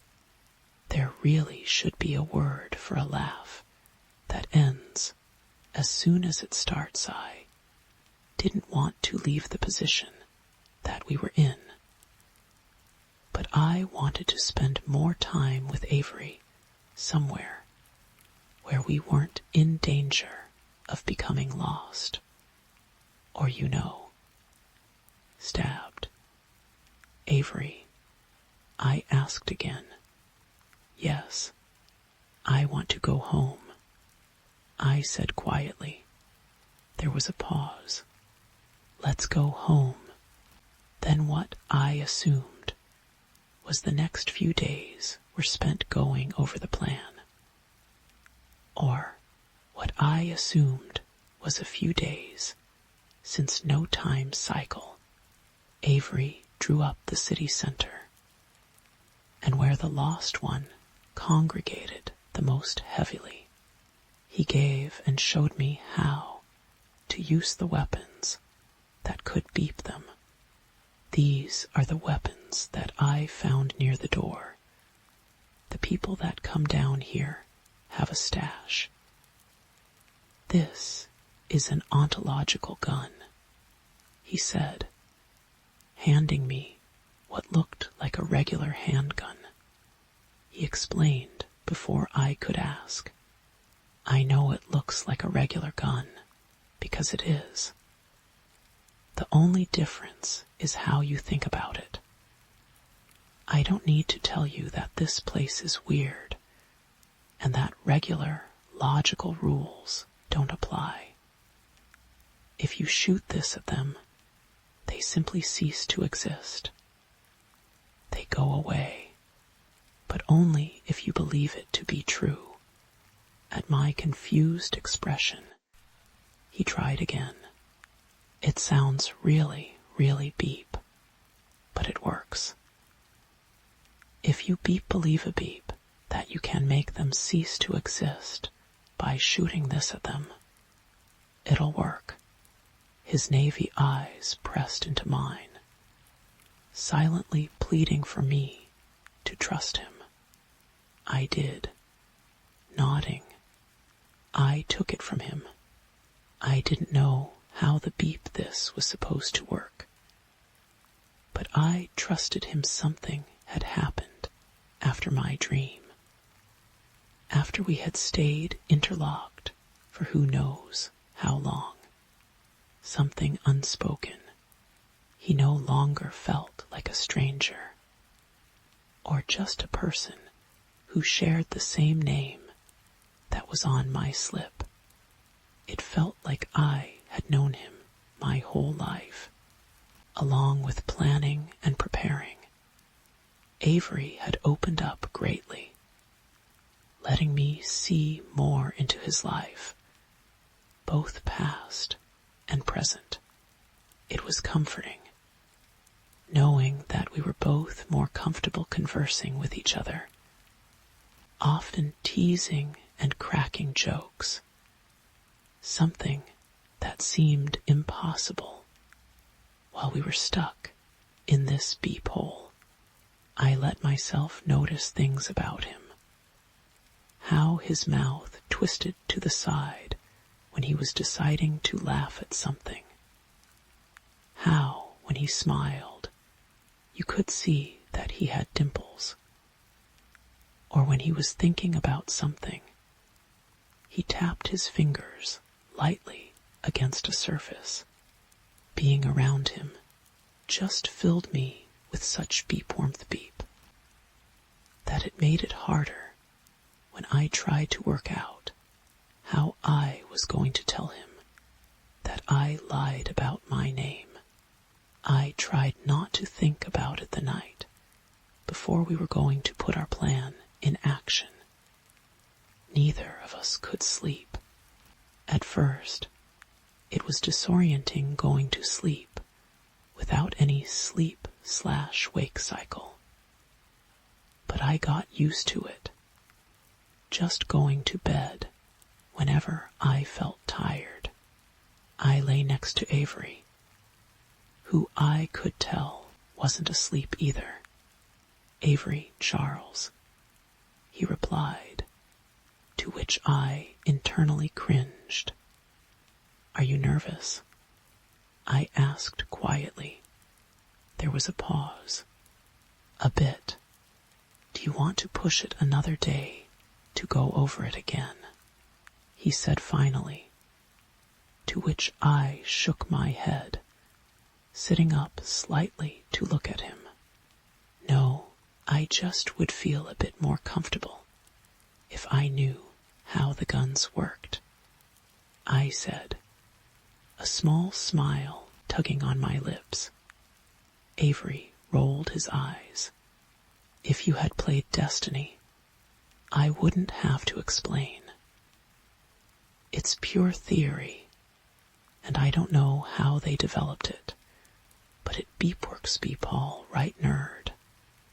I trust you," I said, sitting back, grinning as a pillow hit me in the chest. I paused, looking over at him. "I don't know about you, but I'm gonna get the beep away from this city as soon as I can when we get out.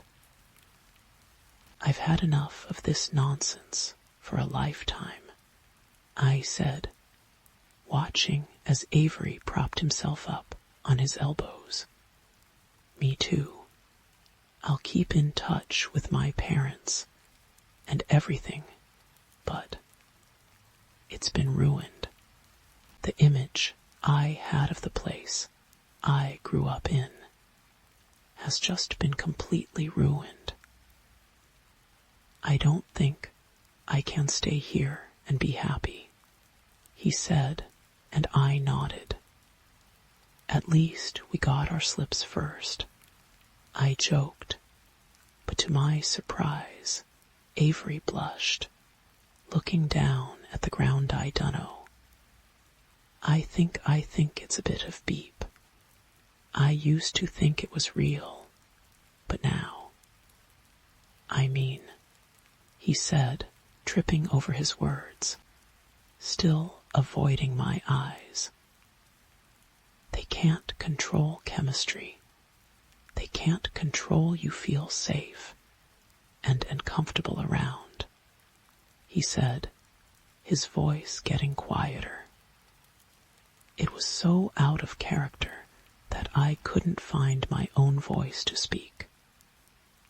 Was he saying what I thought he was saying Avery shook his head, as if to shake off these thoughts. I'm not making sense. We should probably get to bed. Big day, and all that, he mumbled, laying back down. I nodded, laying down as well, closing my eyes, my mind racing. Someone was shaking me awake. I reluctantly opened my eyes, where I could see Avery shaking my shoulder gently, stopping when he saw I was awake, and giving me a small smile. Morning. We should get going. This is the most ideal time if we want to do this today. I nodded, pushing myself up. We spent the next little while getting ready, neither of us mentioning the conversation we had yesterday. I had gotten used to being in the house, and in a weird way, I was going to miss it. I was going to miss a lot of things when we were both armed with the weird guns and had our masks on. We set off for the center of the city.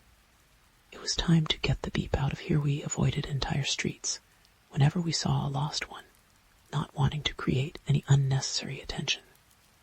After a while of walking, I saw what Avery was talking about. The city center was where we had our summer farmers market, events, and concerts. It looked the same, the only difference being the short archway with a stark red door. It caught me off guard, since the only things in color that I had seen were Avery and I. But the door was blood red, and next to it, a keypad. The archway was a good ways away from where we were, and already I saw lost ones milling around, the same, unclear mumbling filling the silence. Remember, we're going to try to get as far as we can without the guns. But if they notice us, then start shooting, Avery mumbled into my ear. I nodded. I could hear my heart pounding in my ears as we started to walk. We kept our heads straight, only focused on the door in front of us. As we walked a few meters, we realized that we greatly overestimated the amount of time we had. Before they noticed us, it was just like in my dream. Their black faces starting to develop white lines. I didn't want to wait to see if they turned into the demented, troubled smiles. I pulled out the gun Avery had given to me, praying to whatever higher power there was to let this work. I concentrated, imagining the one directly in front of me disappearing when the bullet made contact.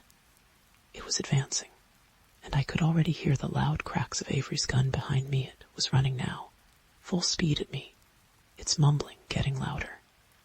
I raised the gun, my heart pounding. A few feet away, its mouth stretching into a wide grin, Charles, I fired.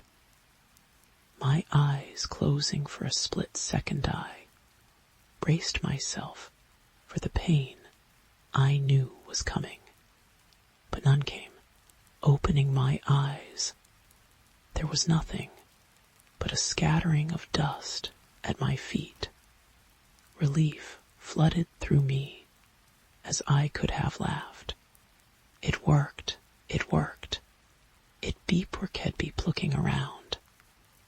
They were coming in from behind buildings, out of windows, filled with renewed hope and confidence.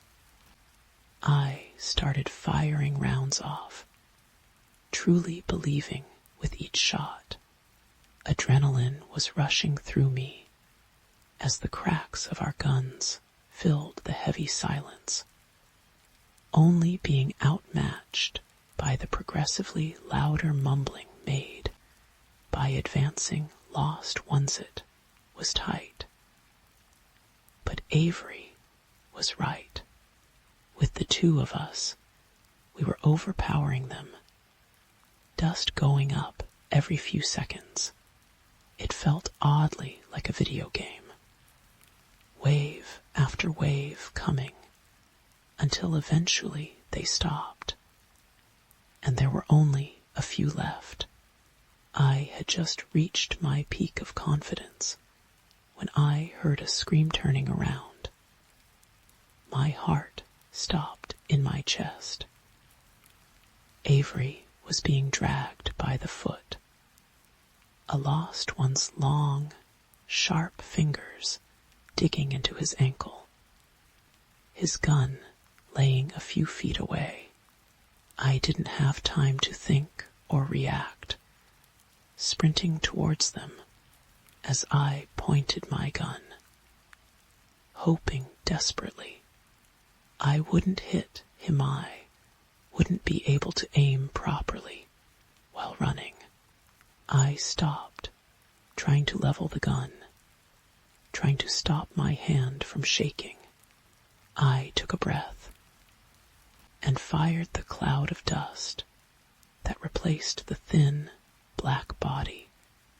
Was probably the most beautiful thing I had seen in my life. I sprinted over, where Avery was wincing horribly as he tried to turn himself around.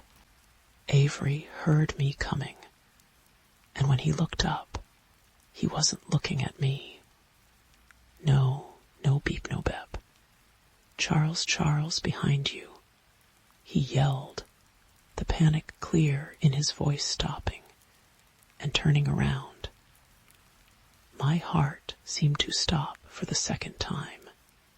It was the man from the convenience store, the one from my dream. It looked like he was the only one left. Beep, you can do this, beep, I thought to myself. I raised my gun, firing at him, right in the chest. The bullet passed through like an ordinary bullet. Panic was rapidly flowing through me now as the man came closer.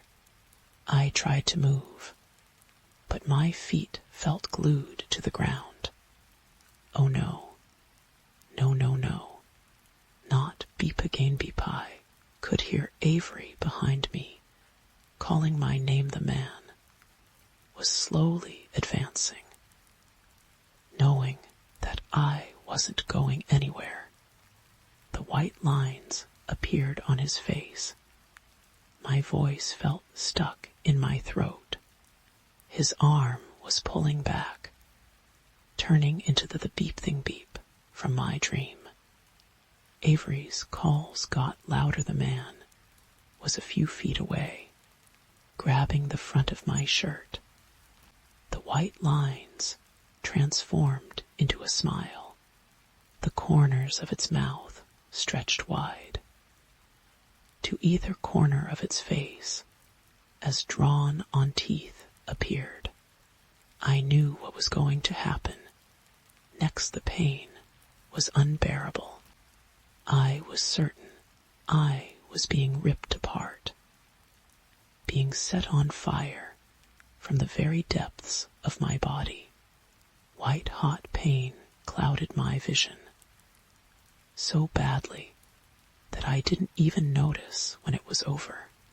I didn't notice the puff of dust appear in front of me, the loud crack that went with it.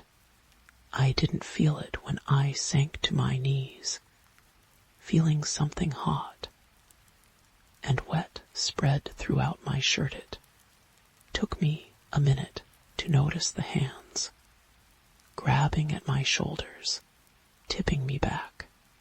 It took me a minute to notice the tears slipping down Avery's face as he bent over me. No. Charles, please. Stay with me, P, please, Avery whispered, silent sobs racking his chest as he started to rip at the bottom of his shirt. pulling away a piece of fabric to press on my stomach, his other arm cradling my head. I can't lose you, Charles," he whispered, his shoulders shaking. "That's not," I whispered. Avery's eyes flashed to mine briefly as he started to rip off another piece of fabric. "What, my name it's not. It's not Charles," I said softly. "What are you talking about?" he asked, tears streaming silently down his face as he desperately tried to control the bleeding. I lied. "My name is T. Theodore. I wanted you to like me for who I was, not because my name might have been on your slip," I whispered, exhaustion and coldness starting to seep into my body. I saw realization pass through Avery's eyes, saw him putting the pieces together. I don't care. Please, I can't lose you. We'll get you back to the house. We'll patch you up. Just please don't go," he said, his voice breaking on the last sentence. "You've come too far. The door is right there, and more lost ones will be back. Just go," I said softly. "Beep, fuck beep that." "I'm not leaving you here," he said sharply, looking over me, seeming to make a decision. He slid his arms under me, lifting me up and holding me like a little kid, being careful not to touch my stomach, where the red stain was getting progressively wetter. He carried me over to the keypad, his hand shaking as he put in the numbers. "Ready?" he asked softly. I didn't have the energy to do anything but nod. He put in the last number, and the door swung open. I winced as white light flooded my vision, and as I felt Avery step through, my eyes closed as warmth spread through me, and I let myself drift out of consciousness. I could hear footsteps around me, people talking in low voices. My eyelids fluttered open. "Ah, Mr. Shillings, we've been expecting you." Story 6. 2 nights ago, I was home alone when Alexa laughed. ID read about the software issue the devices had been having all over the world, so it wasn't that big a shock. Thank Beep for that too, because I would be jumped out of my skin otherwise. Still, I was unsettled. It's creepy to hear laughter when you think you're alone. "Alexa, shut up," I instructed. The blue ring on top flashed, and the laughing stopped. I went back to my book 20 minutes later. Out of the corner of my eye, I saw Alexa's blue ring illuminate as if she received a command. I studied her for a few seconds and shrugged it off 30 seconds later. Her light came on again. This time she said, "Okay, Peter, J.A. Henkel's 5-piece stainless steel knife set is on its way. You should have it in a couple days." "Oh, come on," I complained. I put my book down and grabbed my laptop.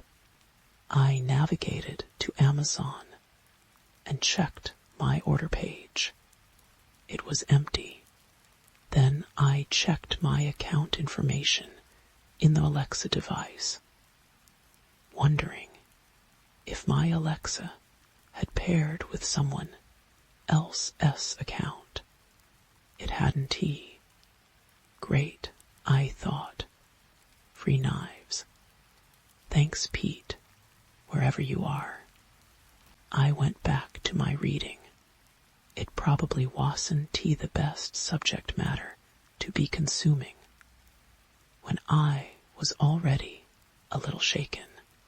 Far too many mushrooms and people peeling off their skin. Gross as I reached the end of my chapter, Alexa laughed again. It sounded different than it had the first time. The first time, it was mechanical and emotionless, just like her voice. This time it was lower, deeper, as if it had breath in it. The hairs on my arms stood on edge. Beep this, I thought, and got up to shut her off. As I crossed the room, her lights flashed. Okay, Peter. 4 units of Clorox bleach.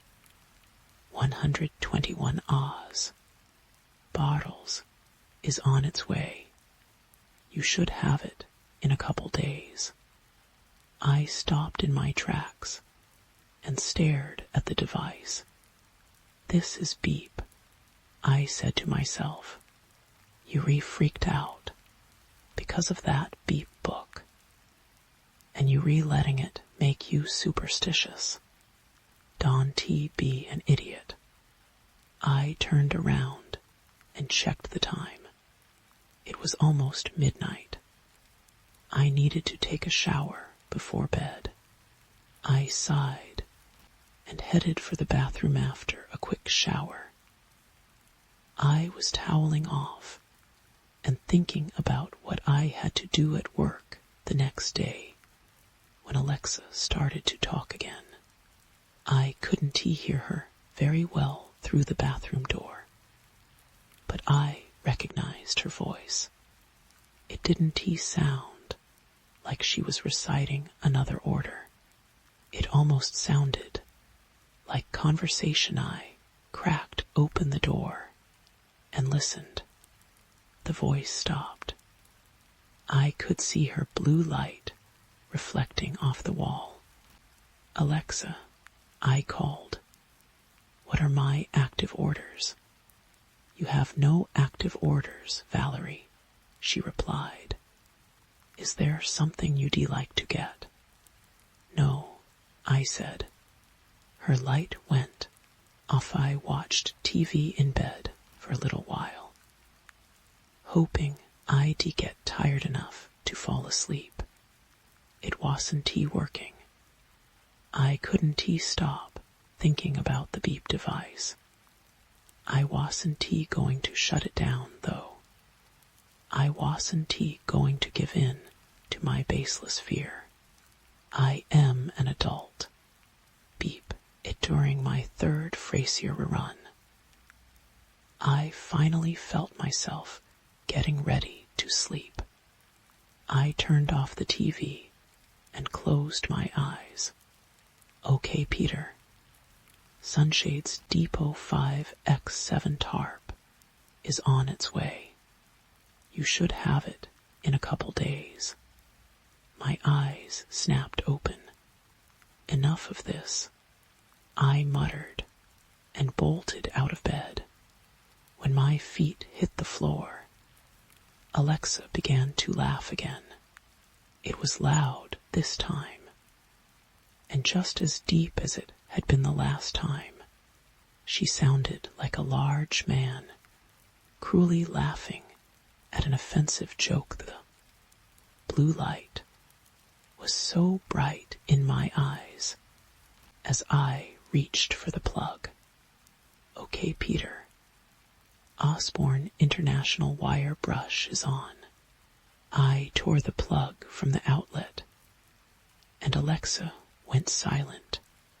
The light went out. I stormed back into my room and slammed the door. I think I slept for about an hour the next day. When I got home from work, I ran into my landlady. We were friendly with one another. She's only a few years older, and we have drinks every so often. I invited her in, telling her I needed a few beers after what I dealt with the night before. What happened? Toshi inquired, sitting down at the kitchen table and cracking open the beer I'd given her. You know that Amazon Alexa thing? I asked, pointing in its direction. Oh yeah, she replied. My sister has one. Did you hear about how some people are reporting that it laughs? That's what mine does, I exclaimed. No way, Toshi said, laughing.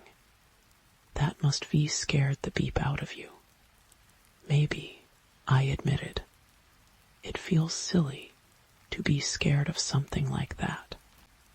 No way, she insisted, and took a swig of her beer. I would be thrown it out the window. I laughed. I'd be lying if I said I didn't think about it, especially with the other things she said. Toshi's eyebrows perks up. Other things? Like what? Oh, nothing as creepy as the laugh, I replied. It was just announcing orders from someone else's account.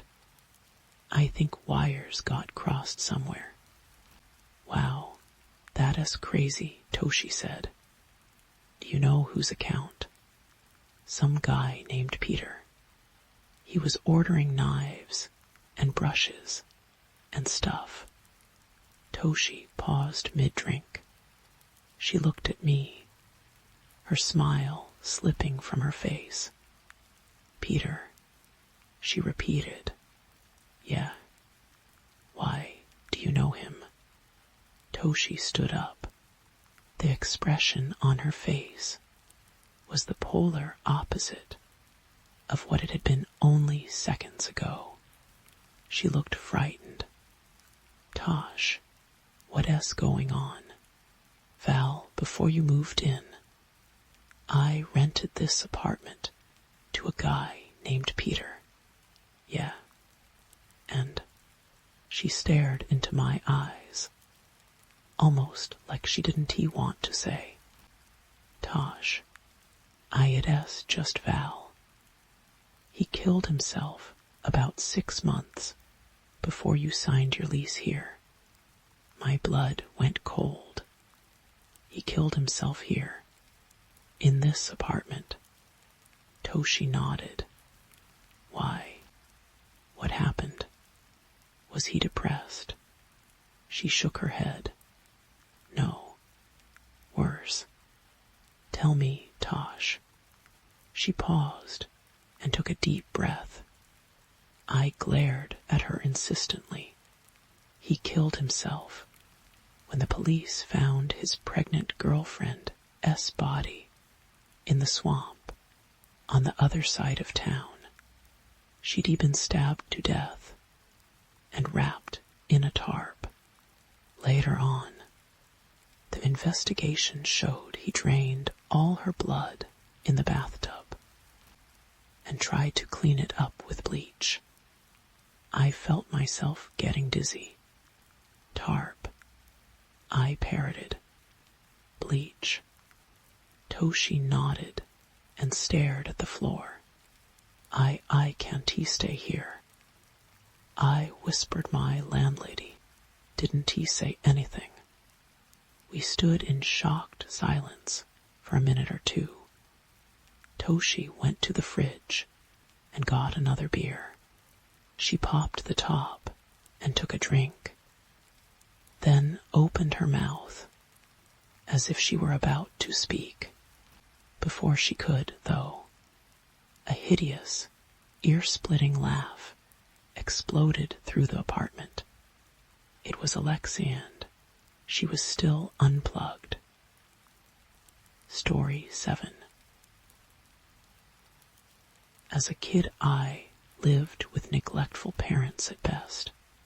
At worst, Dad would turn his screams and fists on me. But I learned quickly how to dodge the worst of it. Mom wasn't much help. She'd just smoke in the kitchen and beep at him for staying out so late at the time we lived basically in the middle of nowhere. Our nearest neighbors were a long walk away for a 6-year-old, and we had trees between us. No one to run to for help. But I was pretty small for a kid my age. I learned I could fit pretty much anywhere. The closet, dryer. I think even once I tucked myself under my futon. In such a way, I could still get some air. But no one could see me. I was a master at hiding. But it wasn't for a good reason one night, though. One night I chose to do something different. I could hear it in Dad's yells. He was beep and was about to get violent. Mom wasn't helping either, just piling fuel onto an inferno of a flame. So I knew I had to find a good hiding spot. I'd gotten the idea a few days before, when I realized the lattice covering the bottom half of the back porch had a hole in it, not big enough to fit a full-grown man, most likely. But it could fit a skinny 6-year-old, no problem. So, wrapping myself up in my blanket and grabbing my hippo stuffy, I snuck out my window and ran into the backyard in the middle of autumn when it was 40 degrees out and the temperature was steadily dropping. I crawled under the porch, scraping my elbows and getting splinters in my palms. But I fit inside. It was actually quite spacious compared to most my hiding spots. I couldn't sit up all the way, but I had plenty of room to spread out my limbs, of course. I was also getting covered in dirt. It rained a few days ago, so the mud was still a little wet. I wrapped myself in my blankie the best I could and settled in for the night. But soon, even with my blankie and my hippo, my teeth were chattering so hard I could barely breathe. I didn't want to go back inside, though, knowing if my dad caught me, I'd be in for the whipping of my life. So I had to tough it out. "Honey, are you cold?" That voice was not the voice of my mother. Scratchy from all the smoking and screeching she did. It was sweet, like honey. I turned over to see the dim outline of a woman, lying on her stomach next to me. She had a pretty butterfly necklace and was just as dirty as I was. I nodded, not wondering how she'd been down there without me. Noticing the woman belly crawled forward and wrapped her arms around me. And suddenly I became warm, like I was sitting next to a campfire. I snuggled into her arms not minding the mud. After all, we were both dirty. You've gotten so big, the woman said, examining my face. How old are you now, Alex? 6. How did I know this woman again? I didn't think I did. 6. The woman gasped. You all grown up then. I am so happy. She sighed pleasantly and stroked my hair. I never felt so cozy in my life. What is your name? I asked. She smiled. I could hear it in her voice. I am Lily. What is your favorite thing to do? I had to think for a second. I like board games and coloring. Lily chuckled. Just like me then. Could never get enough of Scrabble.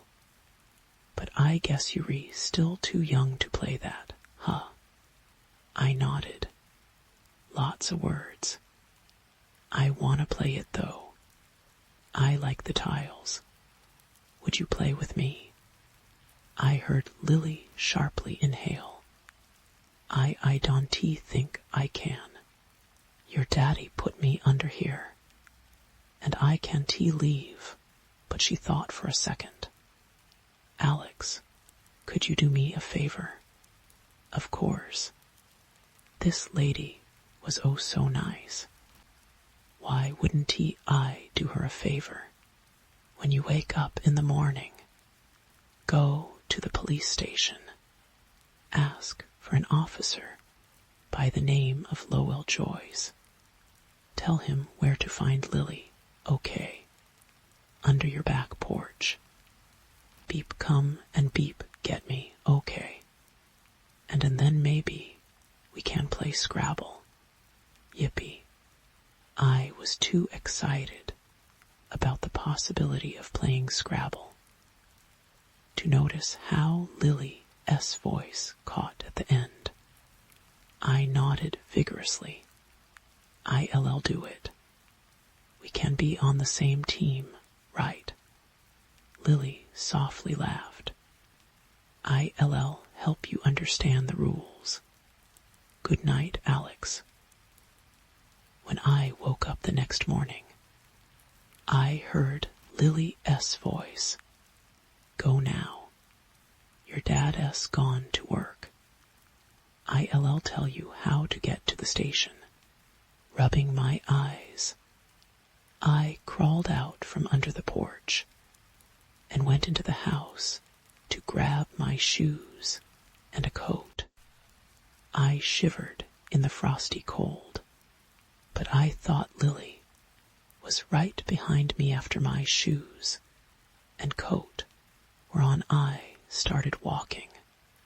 It was long enough to get to the neighbor's house.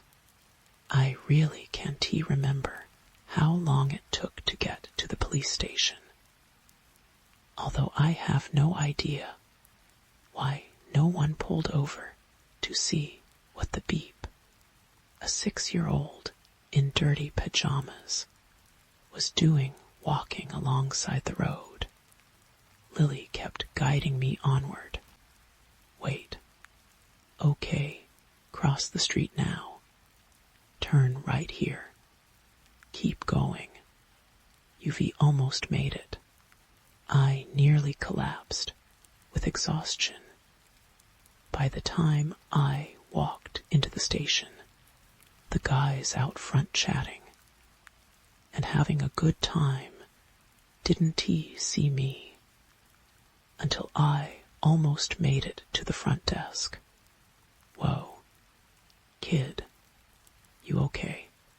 One of the officers knelt down to my level. Eyes wide-eyed nodded. I am okay. Can I speak to Lowell Joyce? I asked. One of the other officers picked me up. Sure, kid, sure. Let us just get you someplace warm. Holy beep your lips, our blue eye. remembered quietly scolding the man about watching his language. Beep was a bad word. I was given some warm cocoa and wrapped up in a blanket by the time an old man with a graying mustache sat by me. "Hey kid, I am Sheriff Joyce. What's your name?" he asked. "Alex." I set down my cup and looked him straight in the eye. "I was told to tell you that Lily is under the back porch. You need to go let her out so we can play Scrabble." I had never seen a grown man turn pale before. Lots of things blurred together at this point. I remember being taken back to my house, and there were a lot of police cars and people around. The back porch was surrounded by yellow tape, and someone was taking a black bag away, while my dad was in handcuffs after that. I lived with my grandparents. Sheriff Joyce and his Wi-Fi tried to ask about what happened and who was Lily, but I always got shut down. I was too young to know, but life got better. A lot better. Grandpa was the best man I could be hoped for in my life. We went out on weekends to the movies, where he let me have the giant soda, even though I'd have to beep in the middle of the movie. When I asked if I could drink when I was 13, he let me try a beer. I spat it out, and didn't he touch it again. He never judged me for my love of art, letting me paint my own bedroom multiple times over the years. I felt safe around him. He never laid a hand on me. My grandmother was amazing too. Over the week, she'd homeschool me along with teaching me things that you wouldn't learn in a school, such as how to respect others, but not take their beep, and cooking, lots of cooking. I could make my own birthday cake by the time I was 12, but I usually just made them for my friends. I got a lot of those. After I was free from my dad when I turned 16, Grandpa took me back to my dad's house. The whole thing had been bulldozed over, but I could still see the yellow tape wound around a few trees. Faded and torn, we sat together on the back of his truck. He opened a beer and drank half of it before setting it down and grabbing me an orange soda after. I drank it, he told me. Lily was your mother. Good thing he didn't tell me as I was swallowing. I likely would had it coming out of my nose. My mom, I questioned, confused. Your actual mom, the woman who lived with your dad, was not your mother. My granddad grabbed another beer. Lily was my daughter. I loved her so much, but when you were around 6 months old, she vanished. My stomach dropped. My dad just imprisoned her under the porch. I asked, starting to feel sick. Grandpa took a deep breath before setting his unopened beer down. That's something I've never been able to understand. Lily told you to find me, and that she loved Scrabble. Yeah, She kept me warm that night. I probably would be frozen to death if she hadn't been there. I was a beep kid. Even I knew that. Grandpa went dead quiet before he opened that beer and slammed the whole thing. Alex, Lily had been dead the whole time she was gone. When we dug her up, she was bones. Experts confirmed it, and your dad confessed to what happened. They'd gotten into a fight, and he threw her down the stairs. She broke her neck. He clenched his fists. I knew he had something to do with her disappearance, but I never had proof until you walk into my station, covered in dirt, and telling me she was under the porch. I was floored. I couldn't breathe. All I could do was shake my head. But I saw her. She was alive. She had this butterfly necklace eye, trailed off.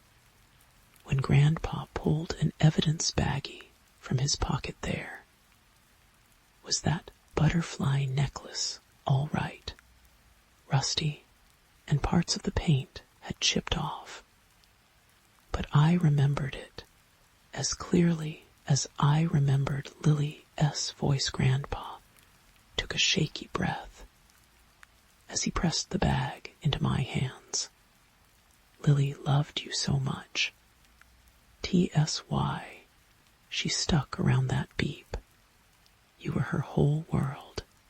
She was constantly taking pictures and sending them to us in the mail.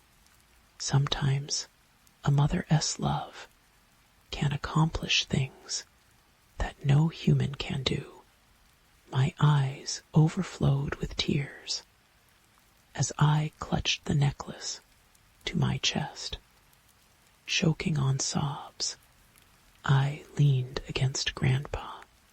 He held me tight, and I swear I felt a few of his tears land on the top of my head end for just a brief moment.